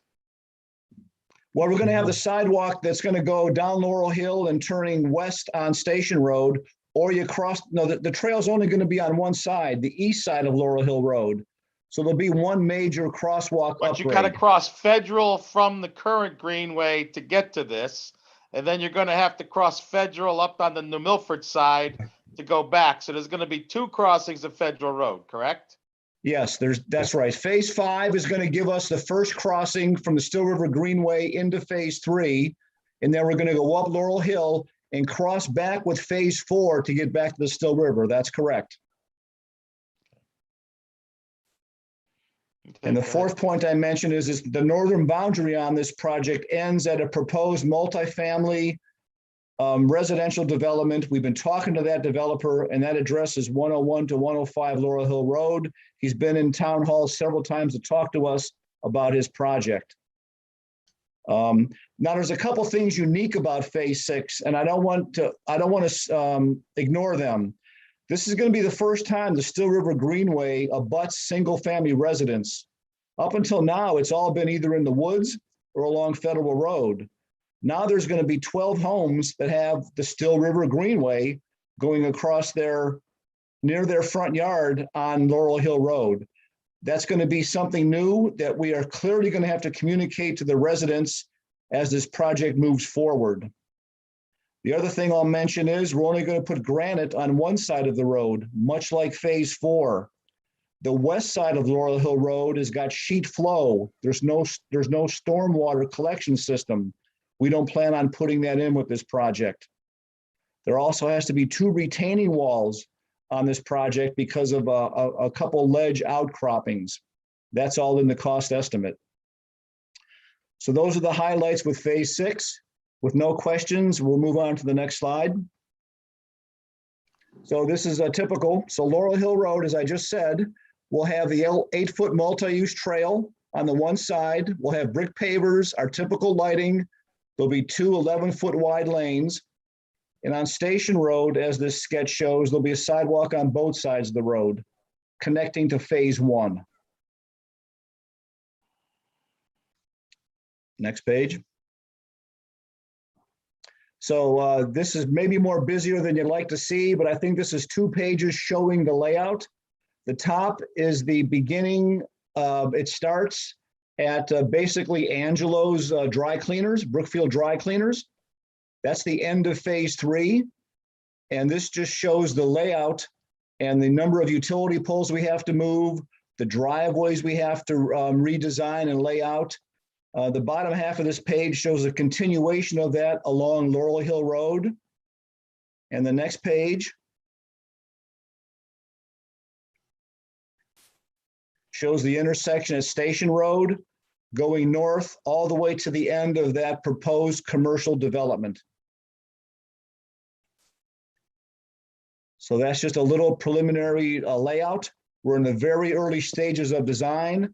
This was all part of the grant application that was due last Friday and has been successfully submitted to WestCog.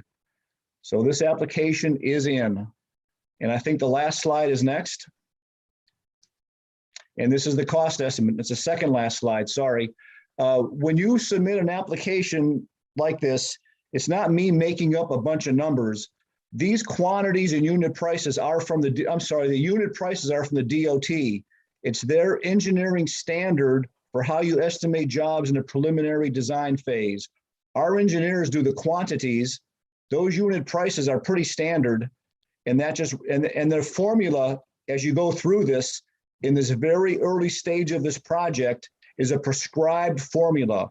It's not something we create just to come up with a number. We are required to use their format, and that's how this number came to be at $2.8 million. Again, every time we update the project, when we go from preliminary design to 25%, 50%, 80%, these cost estimates get more refined with every update. Next page. So when you take their $2.8 million on the top, and then you add in other items like inflation assumed to be 4%, because we're not going to do this for at least a year, probably two, and all the other elements of a project, you end up with a $3.8 million project. LOTSIP covers the items I show here. The things that are not LOTSIP eligible have to be funded by the town. I show them there. The utility companies are going to pay to relocate the poles. And I see a math error here. I think this is this $210,000, I think, is my preliminary presentation. I think we're at 205,000 to be exact with you. But we're at $3.8 million for this project, for this phase. And that is the end of the presentation. Oh, sorry, timeline. So there we are. Last month when I prepared this in September, you could just look at this timeline. There are many things to do, like with every phase. All of these required steps are part of the LOTSIP guideline document. I'm just not creating this out of thin air. And these are all prescribed steps, every which has to be approved by the DOT to go from one step to the other. They're very much in control of every step being approved before you go to the next step. So that's kind of our timeline, and that is the end of my presentation. All right, I'll have two more questions before I turn it over to the rest of the board. One, where's New Milford stand on this, and what are they doing to come meet with us? And two, what is the true significance of going the extra 200 feet up north of Station Road?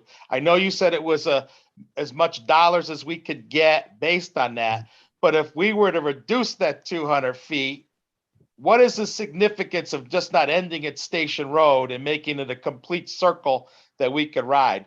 We're going, I know you said there's another complex going in, but that benefits the complex only, really, that extra 200 feet. It's not benefiting anybody other than that complex, because the people right now are not going to ride 200 feet down, turn around, and then go up Laurel or Station Road.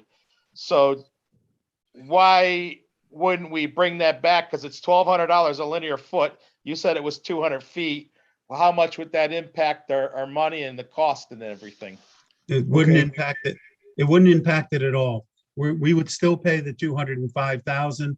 It's just the LOTSIP would pay less, because it's still, whether we lop 100 feet off of it is not going to change. So let's say it lowers the cost by 200,000. That's 200,000 that was going to be paid for by LOTSIP. And this prepares us to go across and put the greenway across from Laurel Hill Road over to phase 4. We still have to, LOTSIP will not cover engineering and project management, I believe it is. So we'd still pay the 205. Steve, I need to understand that more now, because now you really threw even more of a curveball. Because what is the LOTSIP? Are they just giving us 2-something million and they say whatever you do beyond that is your cost? Or are they saying it's a percentage of the cost? Because if it's a, so what is the formula? Neither of those. Can you bring that back up, Marcia? Bring up the page with all the costs. LOTSIP will cover 100% of the costs, with the exception of engineering. And what's the other thing, Greg?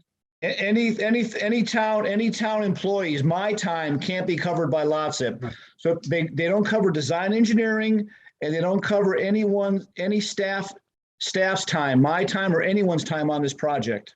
Okay, so let's go back to that. So I apologize. That's all right. Second last page, that Here. One. See the 210,000 for the town costs, right? That's what we estimate. Now, Greg is saying it's 205. Let's say it's 210. That is virtually not going to change if we take 200 feet off of the project. What will change is the amount of money that the LOTSIP gives us. Yeah, I see that now. But then now that you brought that to my attention, and thank you, is really the 30,000. We've already eaten that cost. You're just passing it off to a contract. Right. Greg's time Right. should be built into this, right? I mean, Greg gets paid X dollars per year. So we're registering 30,000 to the town against this project when Greg's salary is covered. Why isn't that 160? Why aren't we doing 160? Greg's an overhead. No offense, Right. Greg, you're an overhead. So your salary's baked into the whole budget process. Who's built into this 30,000? If you remember, You If you could look at remember, it we that way. subtract No. projects out from Greg's salary, so Right. we do try to allocate it to what he's working on. We don't put Yeah. his full salary in the budget. But then to we should Glenn's get a point, $30,000 credit against his salary on the backside on the savings. right. So, but the town has to pay Wait, that. Marcia just said that they don't put his full salary in the budget. So No, Oh, We don't. okay. If we you just remember, allocate. we've got Alright. his salary, and I think we subtract 35% of it as, or I'm not, don't quote me on the percent, but we try to subtract some of it. And every month he gives us timesheets and we allocate it to the projects. If we can get them to the project, sometimes we have to allocate them back again, but that's what we try to do in the general fund. We do not pay 100% of his salary in the general fund. Yeah, so the Marcia. net here, the net is, whether we do this project or not, we're still paying Greg. right. No, Steve and Marcia explained it perfectly. 30,000 out. Yeah. No, you explained it perfectly, Steve. You and Marcia Okay. explained it perfectly. Thank you. Okay. You nailed it. So I'm okay with that. So the town would be paying 6% of this project. Only those things that are not covered by lots. Lots of pays for 94%. And what is the owner amenities part of this, just so I know? Well, that's things if we decide to put in bus shelters, or if we decide to eliminate mailboxes and put in a cluster box unit to get mailboxes off the road. It's really just it's a plug at this point, and it's things like that that won't be covered by LOTSIP.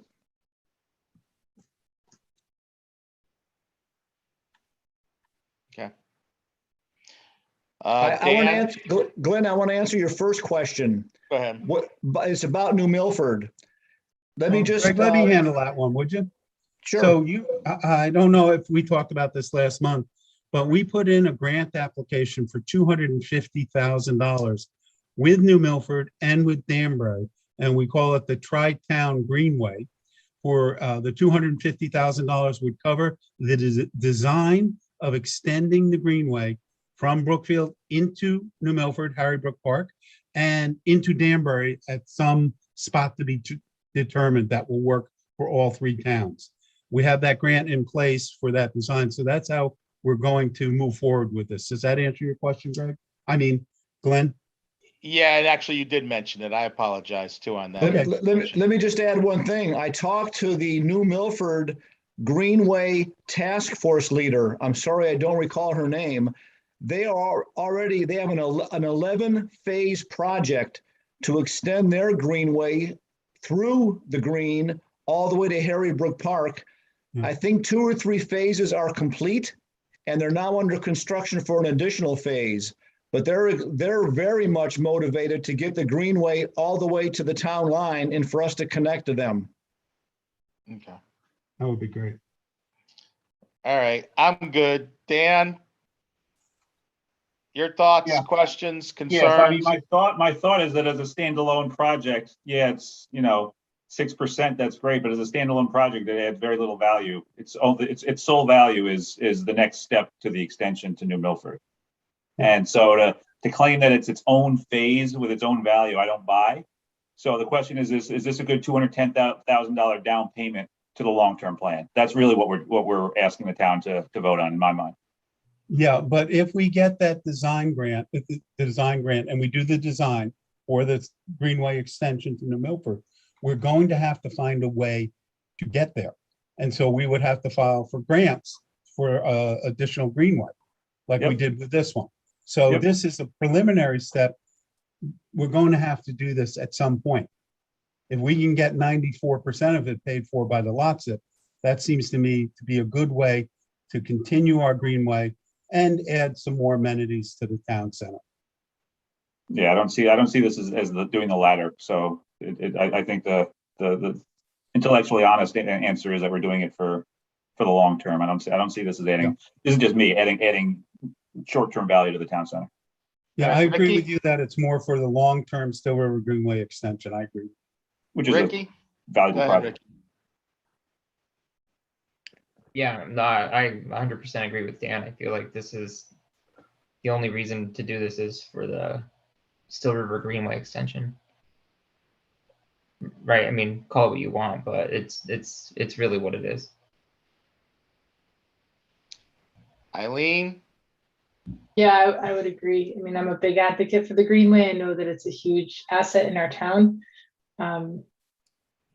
It's definitely a change of scenery compared to what exists already, to go from, this pretty walk through the woods to walking through a whole bunch of condo complexes is on the side of a road. But if it's a means, if it's a means to get to the end and the goal, then I see the purpose of it. But it's definitely not the scenic that I think when people are asking about Still River Greenway and having more distance on it, I'm not sure that that's what people picture. But I don't, looking at Google Maps, there really aren't options in that area right now.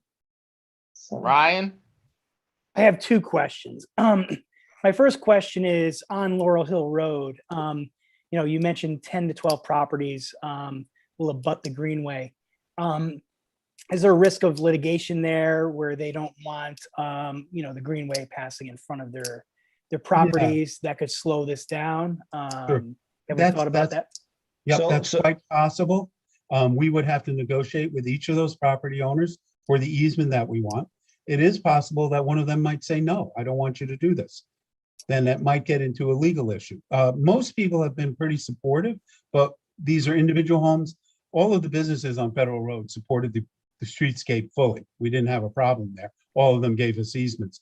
We just don't know until we get there. Greg, you wanted to say something? Yeah, I definitely want to add to this. That's a critical step for the state to give us money.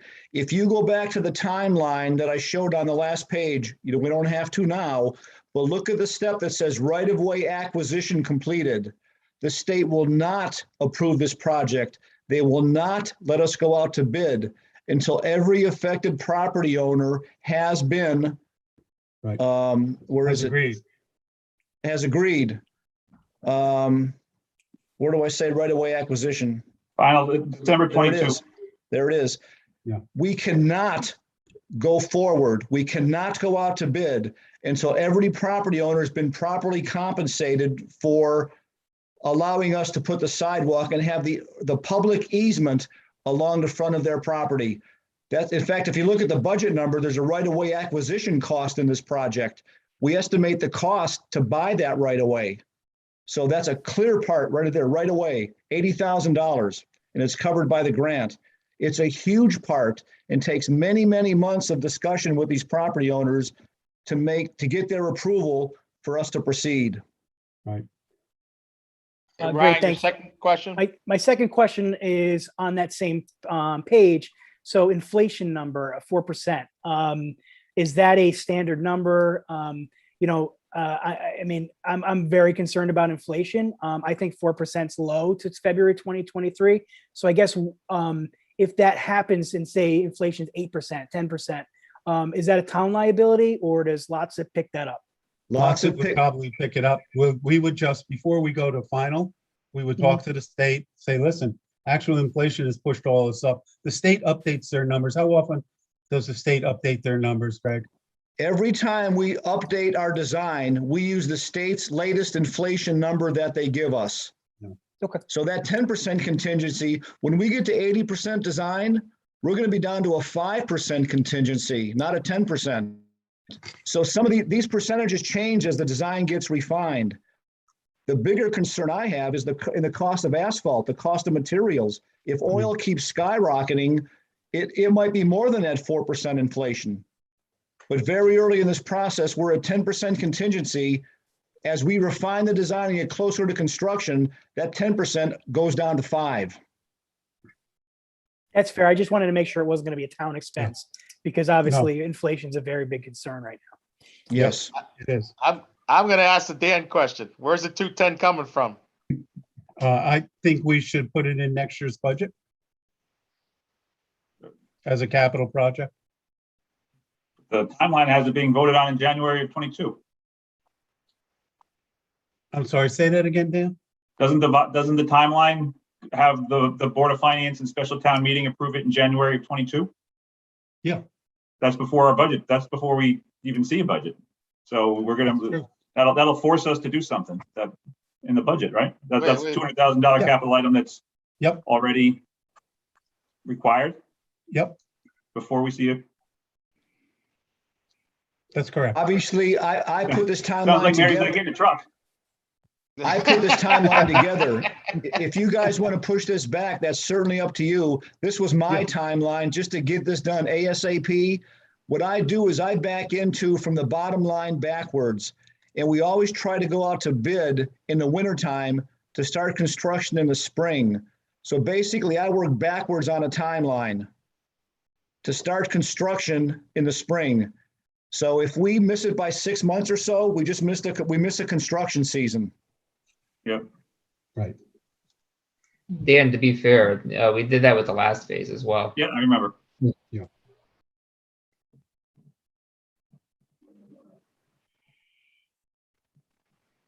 Okay.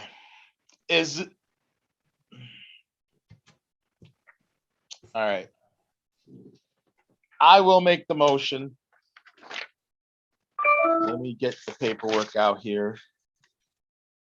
Hold on. I mean, do we need to vote on this tonight, Steve? I mean. No, you don't. We have a little bit of time.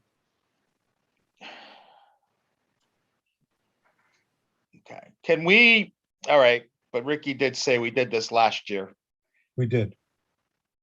I mean, group, do you think we're ready to vote, or would you like to have a little bit of time to think on this?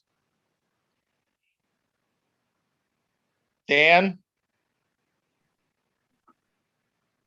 There's no new information, so there's really no reason not to vote. I just don't know which way I'm gonna vote. Okay, Ricky? Wait, before you say that, you don't think there's any new information or things that you want to think about for a little while that we can bring questions to Steve and Greg, other than like our first touch tonight, that could change your mind? Or And you never, I don't know what I don't know, but at this Right. point, yeah, go ahead. Greg. I can add something if you want to hear it. yeah, It's something I said this morning at the department heads meeting. We had after this application was sent in last Friday, we had a TAG meeting on Tuesday morning. I guess that was yesterday. The TAG is the technical advisory group to the COG. And we aren't the only town that submitted an application. 11 towns submitted applications on this go round for $30 million. What's happened now is the COG pipeline is full on LOTSIP projects. What that means is the town, we're not the only town rushing to get this LOTSIP state money. Many towns are doing the same. And now it's going to be a rush. With all this money in the pipeline, the COG, the DOT shuts you down when you hit your budget limit. So there's a rush by many towns to get their LOTSIP projects approved and funded and done. This is the first time since I've been doing this, and it's been 7 years for me, that our pipeline in the COG has been full. It's a very successful program across the state, and many towns are jumping on the bandwagon. So my only advice is that we can wait. I think a couple months is fine, but I wouldn't go beyond that because we're not the only. Reading, all right, Greg, I heard you. Reading what was sent to us, and Steve, correct me, is the first selectman discussed and reviewed the presentation on Streetscape Phase 6. The selectmen approved the adoption of a letter of support. Right. So are we approving the letter of support? No, this is a discussion of the actual project. The Board of Selectmen did not move. We only had to do the letter of support to submit the application. Right. Right. And then we would go back and approve the project. So Right. you would have to approve it first again now. Yes. So we yes. can't vote on this we can't vote tonight. on it. Can I ask, I have another question to ask though. Can the town portion be covered by ARPA, the ARPA grant? No, I don't think so. I think that would be possible, but it would be a stretch. But we can put it forward to the ARPA committee. That's Can't not hurt a- to ask. Yeah, it's for getting people outdoors. It's for doing things safe, exercise, all of those good things. So yeah, you know what? I changed my mind. I think it might fit under ARPA So because it's infrastructure, but it's infrastructure for a specific purpose that does fit ARPA's requirements, in my opinion. So Especially Steve, if it's a Greenway project. Yeah, you have to approve it before we can vote on it anyway, Steve, right? Yeah. So you've Yes. heard our concerns. Yep. You've heard our questions. You've listened. I noticed you took notes as you always do as well. So I mean, Right. why don't you now go back to ARPA, go back, do your thing, Yeah. and get the Board of Selectmen to vote on it, right? Yep. And then And come then- back to you guys. Then you come back to us, right? Yeah. Yeah. The only, to Greg's point, Westcog, I sit on that board. We approve projects as they come up. So if we get 5 million in projects in November, we approve them. And once we hit the limit, then that's it. Well, So the Steve, if sooner it's we get really- it in. Right. If you get the facts and it's really that important, we can get a special meeting together for 15 minutes after you guys do. And Yeah. Yeah. I No, I mean- would just bring this up at our normal November meeting. I don't think we need to have a special Board of Selectmen meeting. It's not that critical a time period. okay, so then we'll run it and then we'll do it. Then Yeah. you vote on it as a Board of Selectmen and then it comes to us. Yeah. Then you have to have a town meeting, a special town meeting. Yeah. Yeah, we could do that in December if we want to. Okay, that's what we'll do. All right, sounds good. Thank you. All right, so now we're on to you, Steve. Okay. Thanks, Greg. Thanks, Greg. That was Sorry, great. Greg. All right. Good night, Really everyone. appreciate it. Right. Okay, first selectmen's report. We put properties that are delinquent in their taxes every year up for tax sale to collect the taxes due. And we put those up in August. We put up 30 properties in August and 15 have paid off their taxes. And the other 15 will be going to a tax sale on October 22nd. Typically what we see is that virtually all of them will pay their taxes before the 22nd. Even if someone does buy one of these properties at the tax sale, the current owner has 6 months to pay the back taxes and negate the sale. We've not ever gone there. People pay their taxes. I don't know if you noticed, you're driven by the police department, the temporary shelter for their scuba truck and some of their other valuable equipment has been put up. I call it temporary because I don't think anyone wants to see that there permanently until we get another, figure out what to do with this stuff. But this equipment was especially vulnerable to small animals, mice and things climbing in, chewing on the wires. And the weather was really hurting this equipment, and some of it's quite valuable, and there's a lot of valuable equipment inside these vehicles. So that went up. The Candlewood Lake water line is under budget still by a good amount. We'll have a report for you next month, I think, where we're landing on that. The good thing was we didn't hit any ledge whatsoever in putting the line in, so that's a plus. In Town Hall, we've been working with Karma, our insurance company, and we've been working on getting cybersecurity insurance. We've looked at it very carefully, and one of the things we have to do is harden our infrastructure. So we'll be moving to multi-factor authorization to do that. And that's where, if you sign on from a different computer, you get a message on your phone or on the fob, then you put the code in or you do the multi-factor authorization.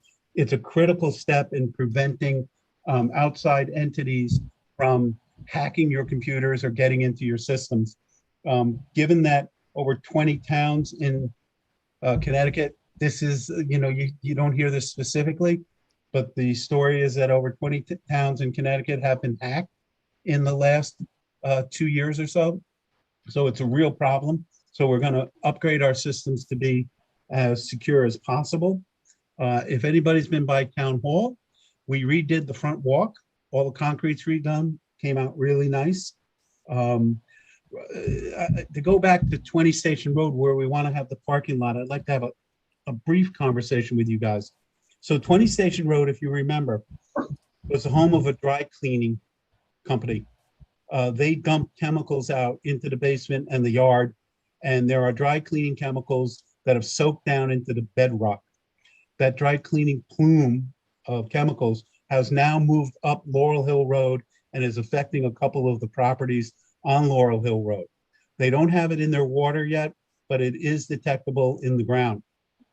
The owner of 20 Station Road right now would be responsible for any remediation or problems on that upstream plume. We have two-pronged step here, two-pronged steps we want to take here. One, we've ordered that property to be demolished. The owner passed the date for demolishing it or repairing the building. So the town is going to move forward with the demolishing. If you remember, we hired a consultant, TRC, about 3 years ago to look at that. We got a grant for $128,000 to look at that, tell us where the plume was, tell us where they were, is there any remediation, what can be done? And the answer is nothing can be done to remove these dry cleaning chemicals from the ground and the bedrock. The only thing you can do is to cap it in place. So the town is going to move forward with demolishing the building. We estimate that cost to be about $225,000. We would then place a lien on the property. We already have about $60,000 in blight fines on this property. So what our overall goal is, we would like to get the property for a parking lot for municipal parking.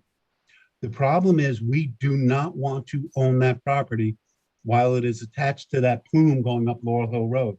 If somebody has a kid in their house and God forbid someone gets cancer, they're going to turn around and sue the owners of 20 Station Road. So the state has a program called ABC, and that allows, it's an arduous process. We're going to have to hire a consultant to help us actually file for the ABC program, but that will allow us to cut 20 Station Road out of that plume. So we would be responsible if we obtain the property for only 20 Station Road. Our plan is to cap it, put a parking lot in it. That's perfectly acceptable.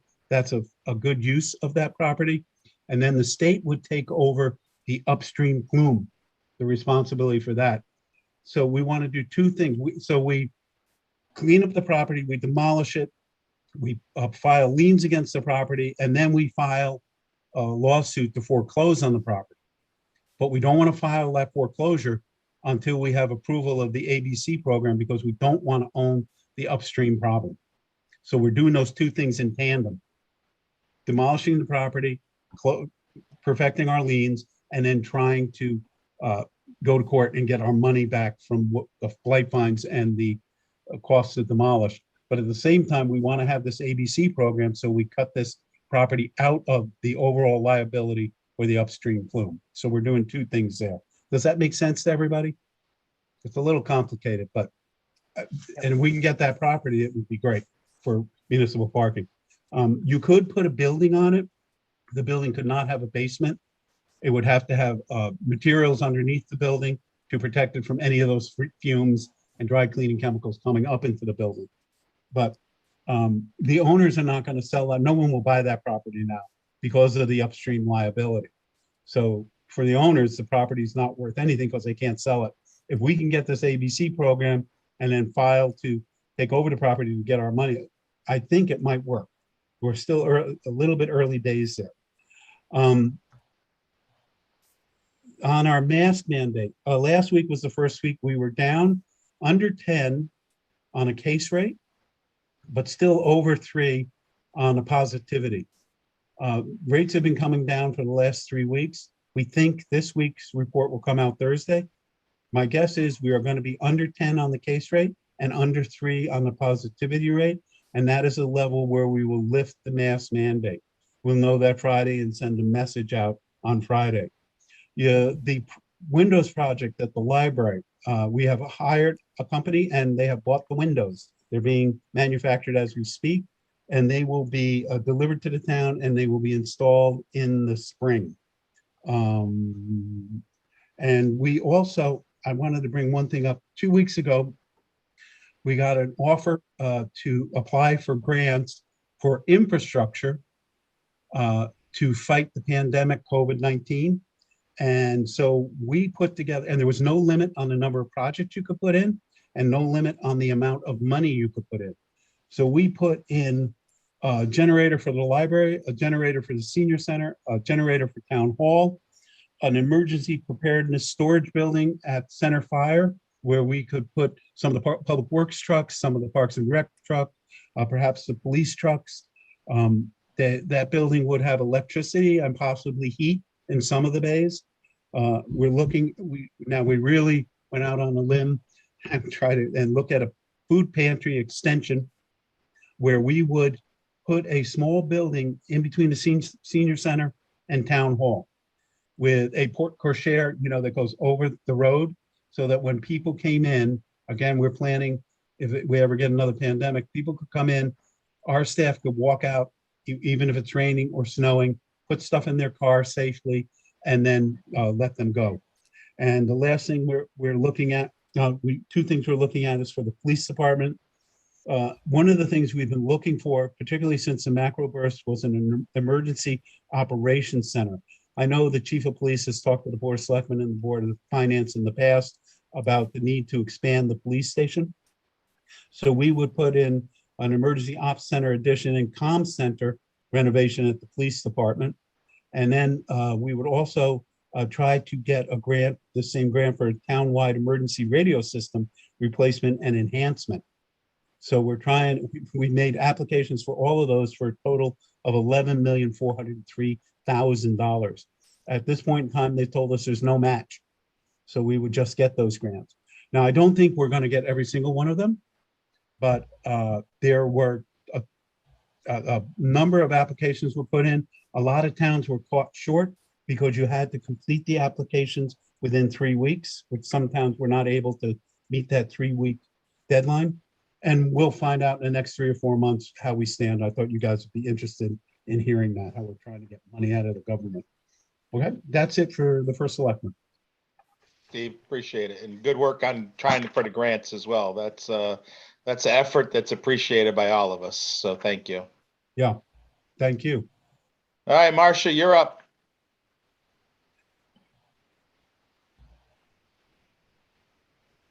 Okay, good. I'll just go quickly here tonight. If I can get my screen to move. For year end 22, the current year that we're in, we are in good shape for revenues. The back taxes and interests are way up. Having to do with the tax sales, the information went out later than normal, and there's more than normal, that there were 33 properties and about half of them paid off their taxes.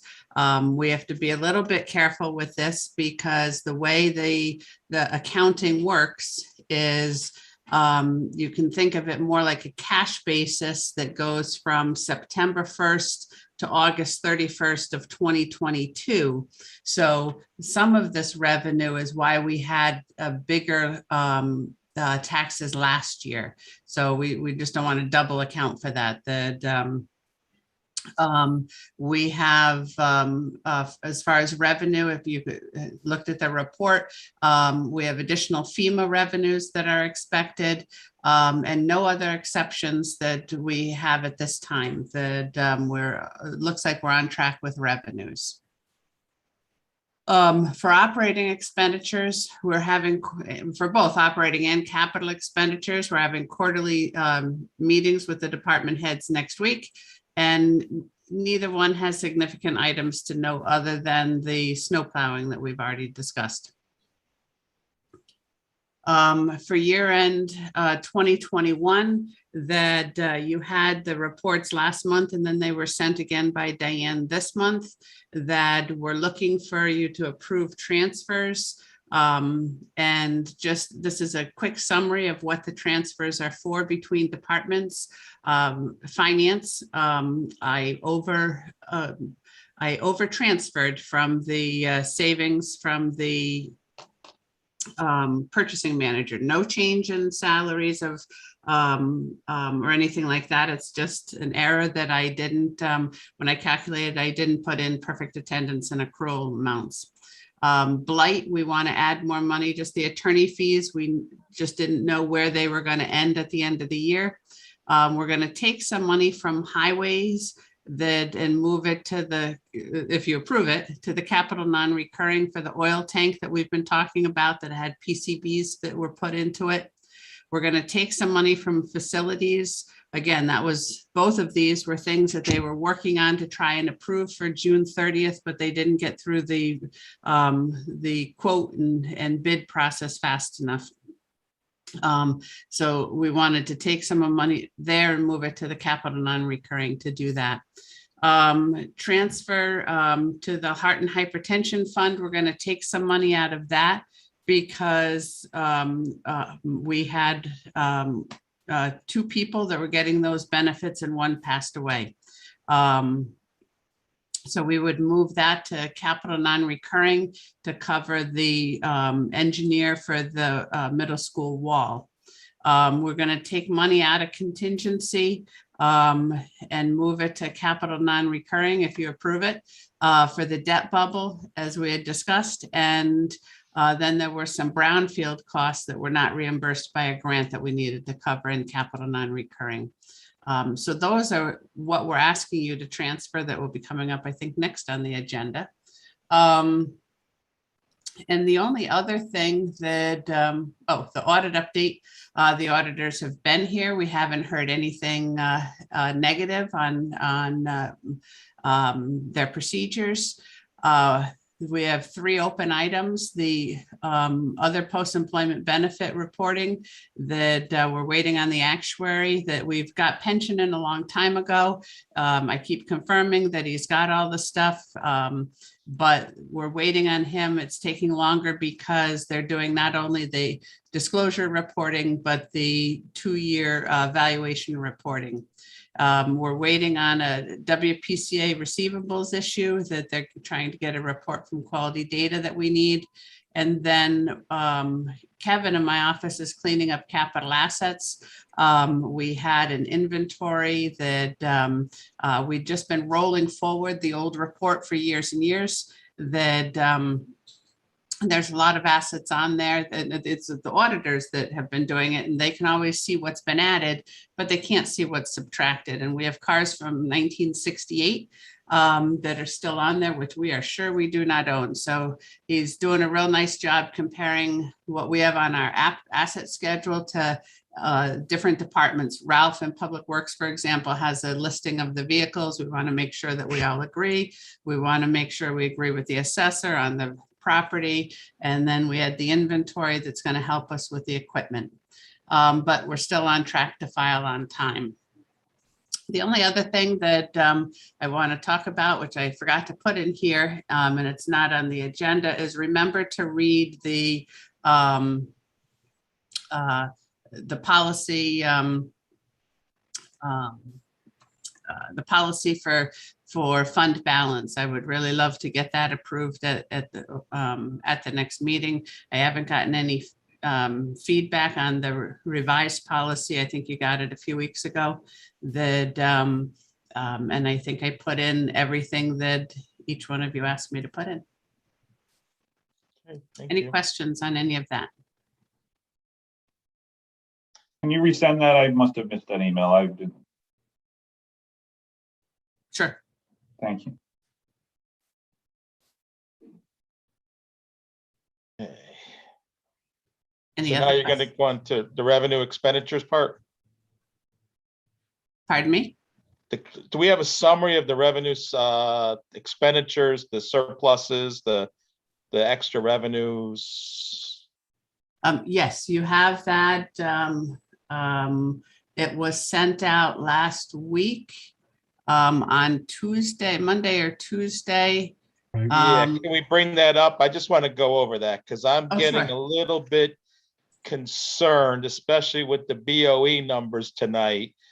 I think we are way ahead on the revenues, which is these are good problems, Steve. These are not pick-on problems. So we were like $1 million under in expenses. We're like now 300,000 with the 180 from the Board of Ed, the 150 on their expenditure side, the 180 on their pension side.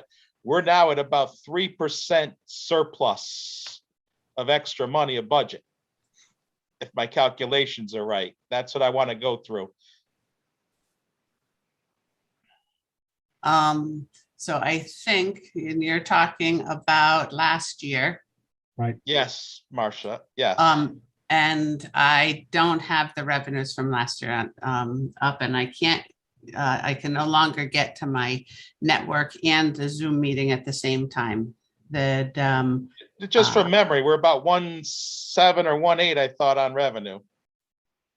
yes, We had $1 million about in expenditure savings, so that's 2.8.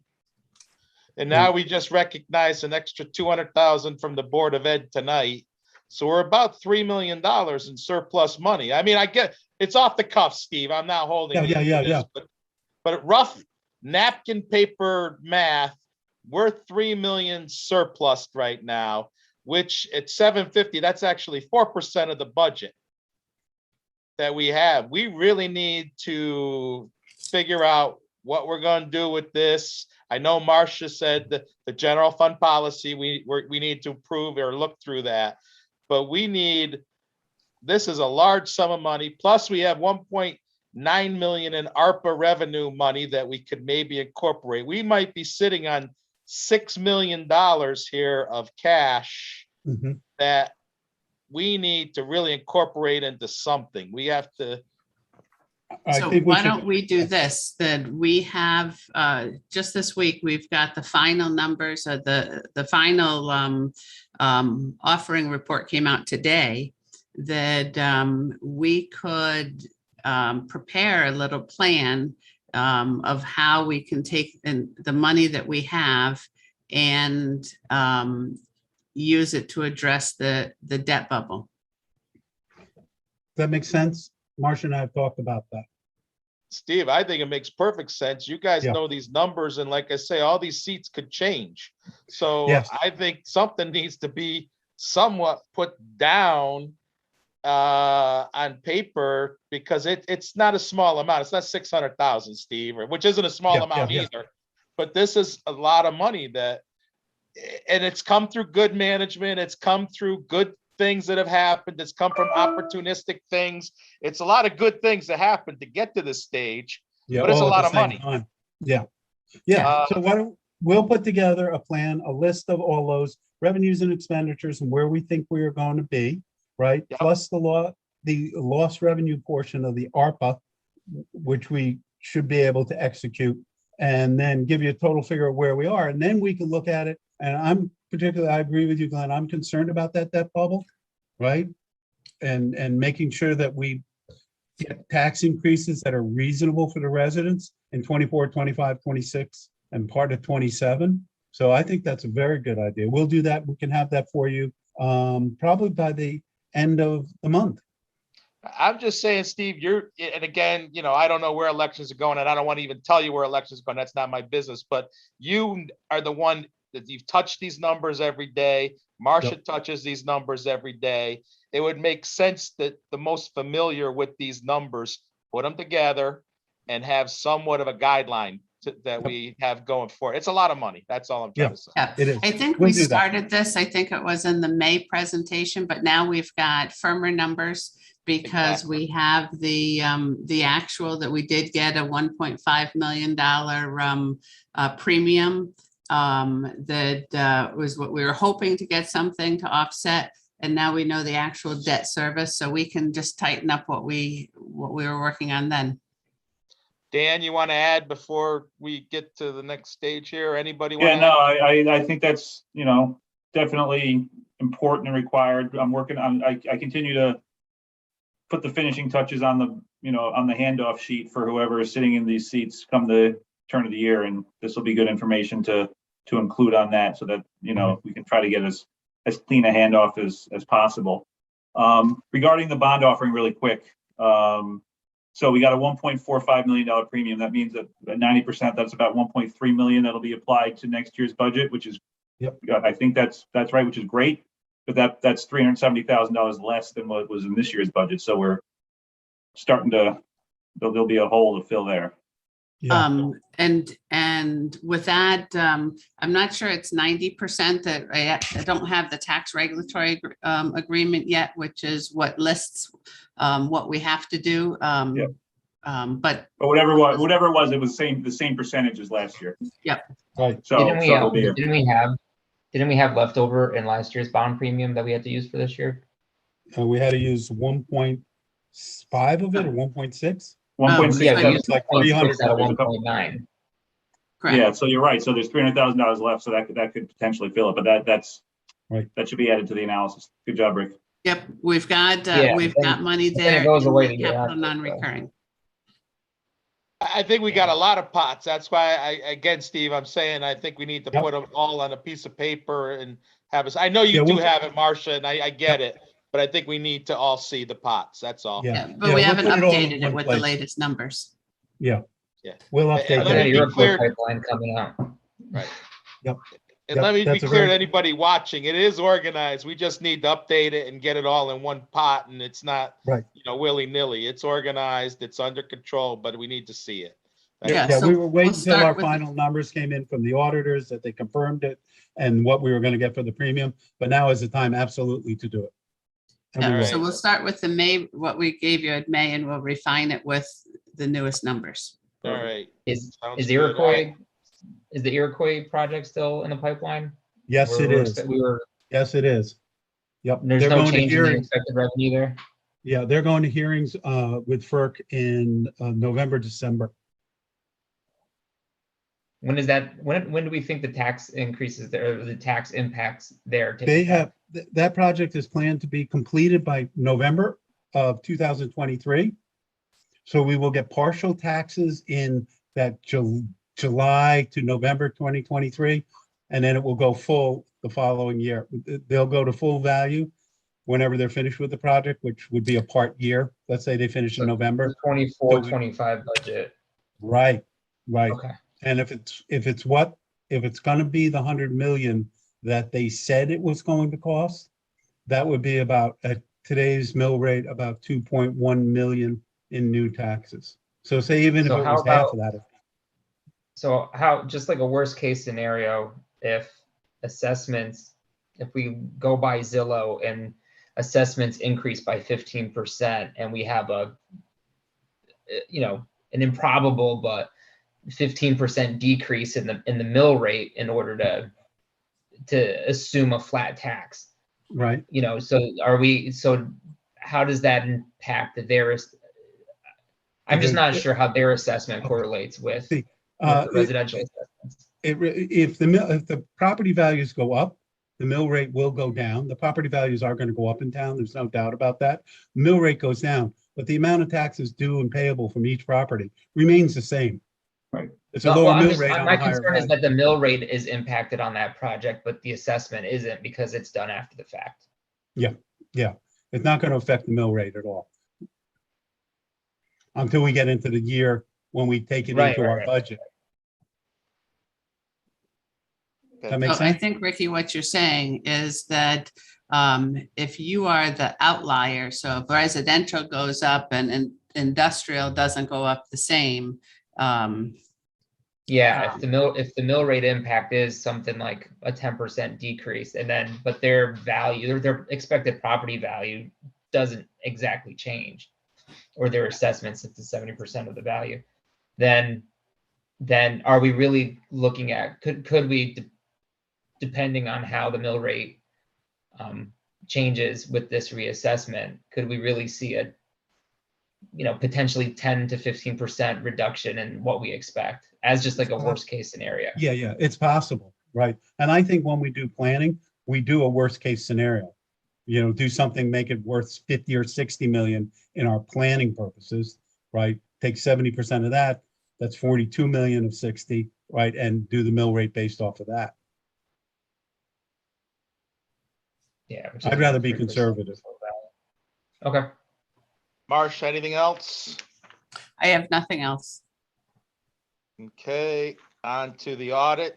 Anything with the audit, Dan? Yeah, there is. We had agreed last time that we were going to have the audit partner invited to this meeting to discuss the engagement, extending the engagement beyond this last year, which he's working on, without going to RFP based upon the research that Marcia had done. You'd asked me to reach out to him. I did not. I'll be honest with you. I dropped the ball there. Speaking with Marcia today, we both think it makes sense to have everybody on the audit team and the auditors concentrate on this current year audit, which is the more pressing and the more time consuming thing. and then worry about the extending the engagement later in the year. So stay tuned for that one, but it's not going to be today. Okay. No worries. Yep. We're good. Yep. We're happy with the current audit though, right? Everything's good on the current audit? Yes, it is. Yes, the things that are the lingering items are the same lingering items from last year. Just the way the calendar works. All right, no worries then. All right, now we're on to the new business. We did streetscape, we did parks, so the budget transfers. So this was approved by the Board of Selectmen. Do you have them quick, Marcia, to put up? I'm gonna read a motion so they can review them.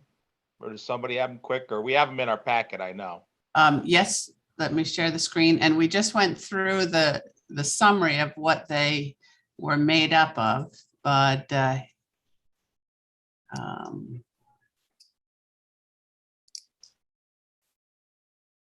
you should have, so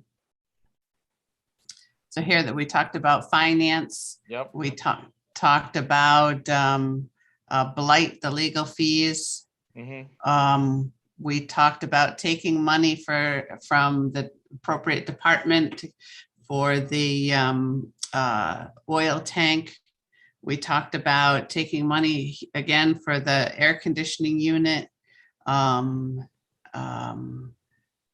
financing costs. That's just Small some adjustment. extra money there. And then we did a lot just moving things. I tried to allocate it out to why we were moving it to capital non-recurring, just to make it a little clearer. And the contingency is what makes up most of this. I'm okay with it. I'll make the motion that the Board of Finance approve the intra-department transfers and the inter-department transfers as provided on the 2021, just lost it here.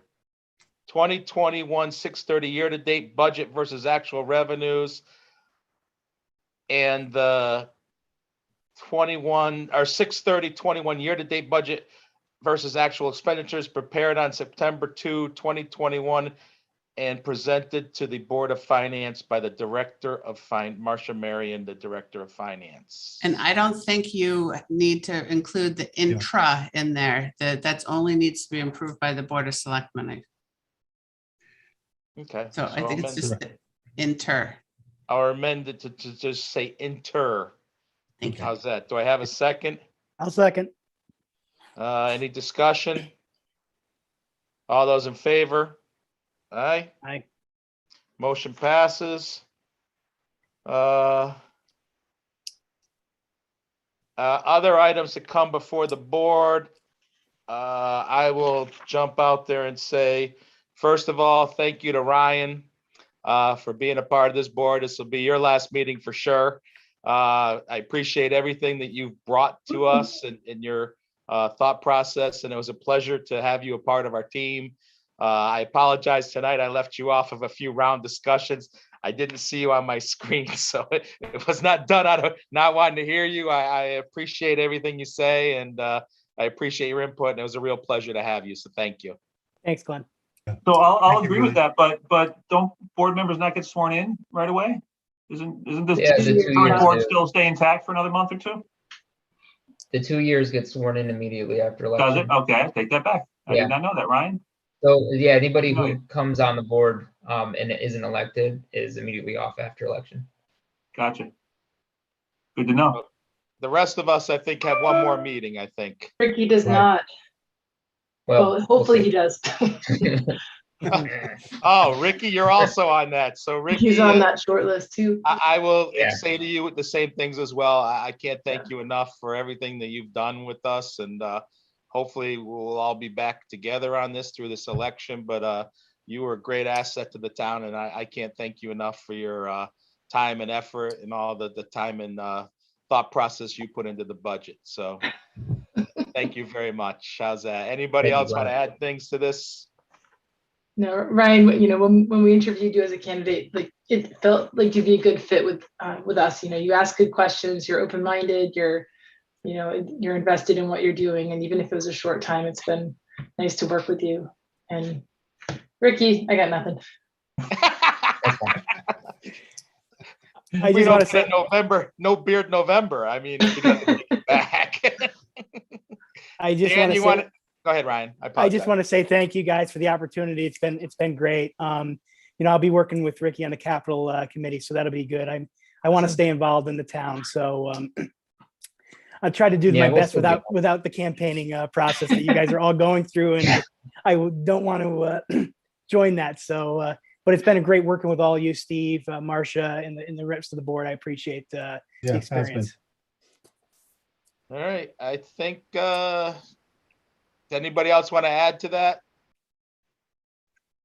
Same thing as for the first selectman, right? Steve, you would be Correct. coming to the next meeting.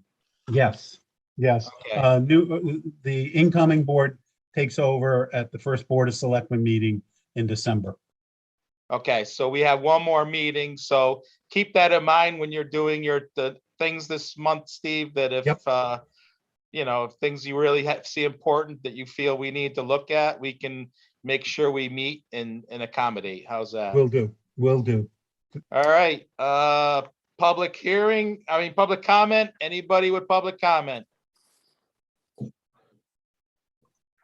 All right, I want to thank y'all for a long meeting tonight. I appreciate it. And who's doing the Mulvaney rule? Ryan, take us out. Yeah. I make a motion to join the meeting. I'll second it. All those in favor? Aye. Aye.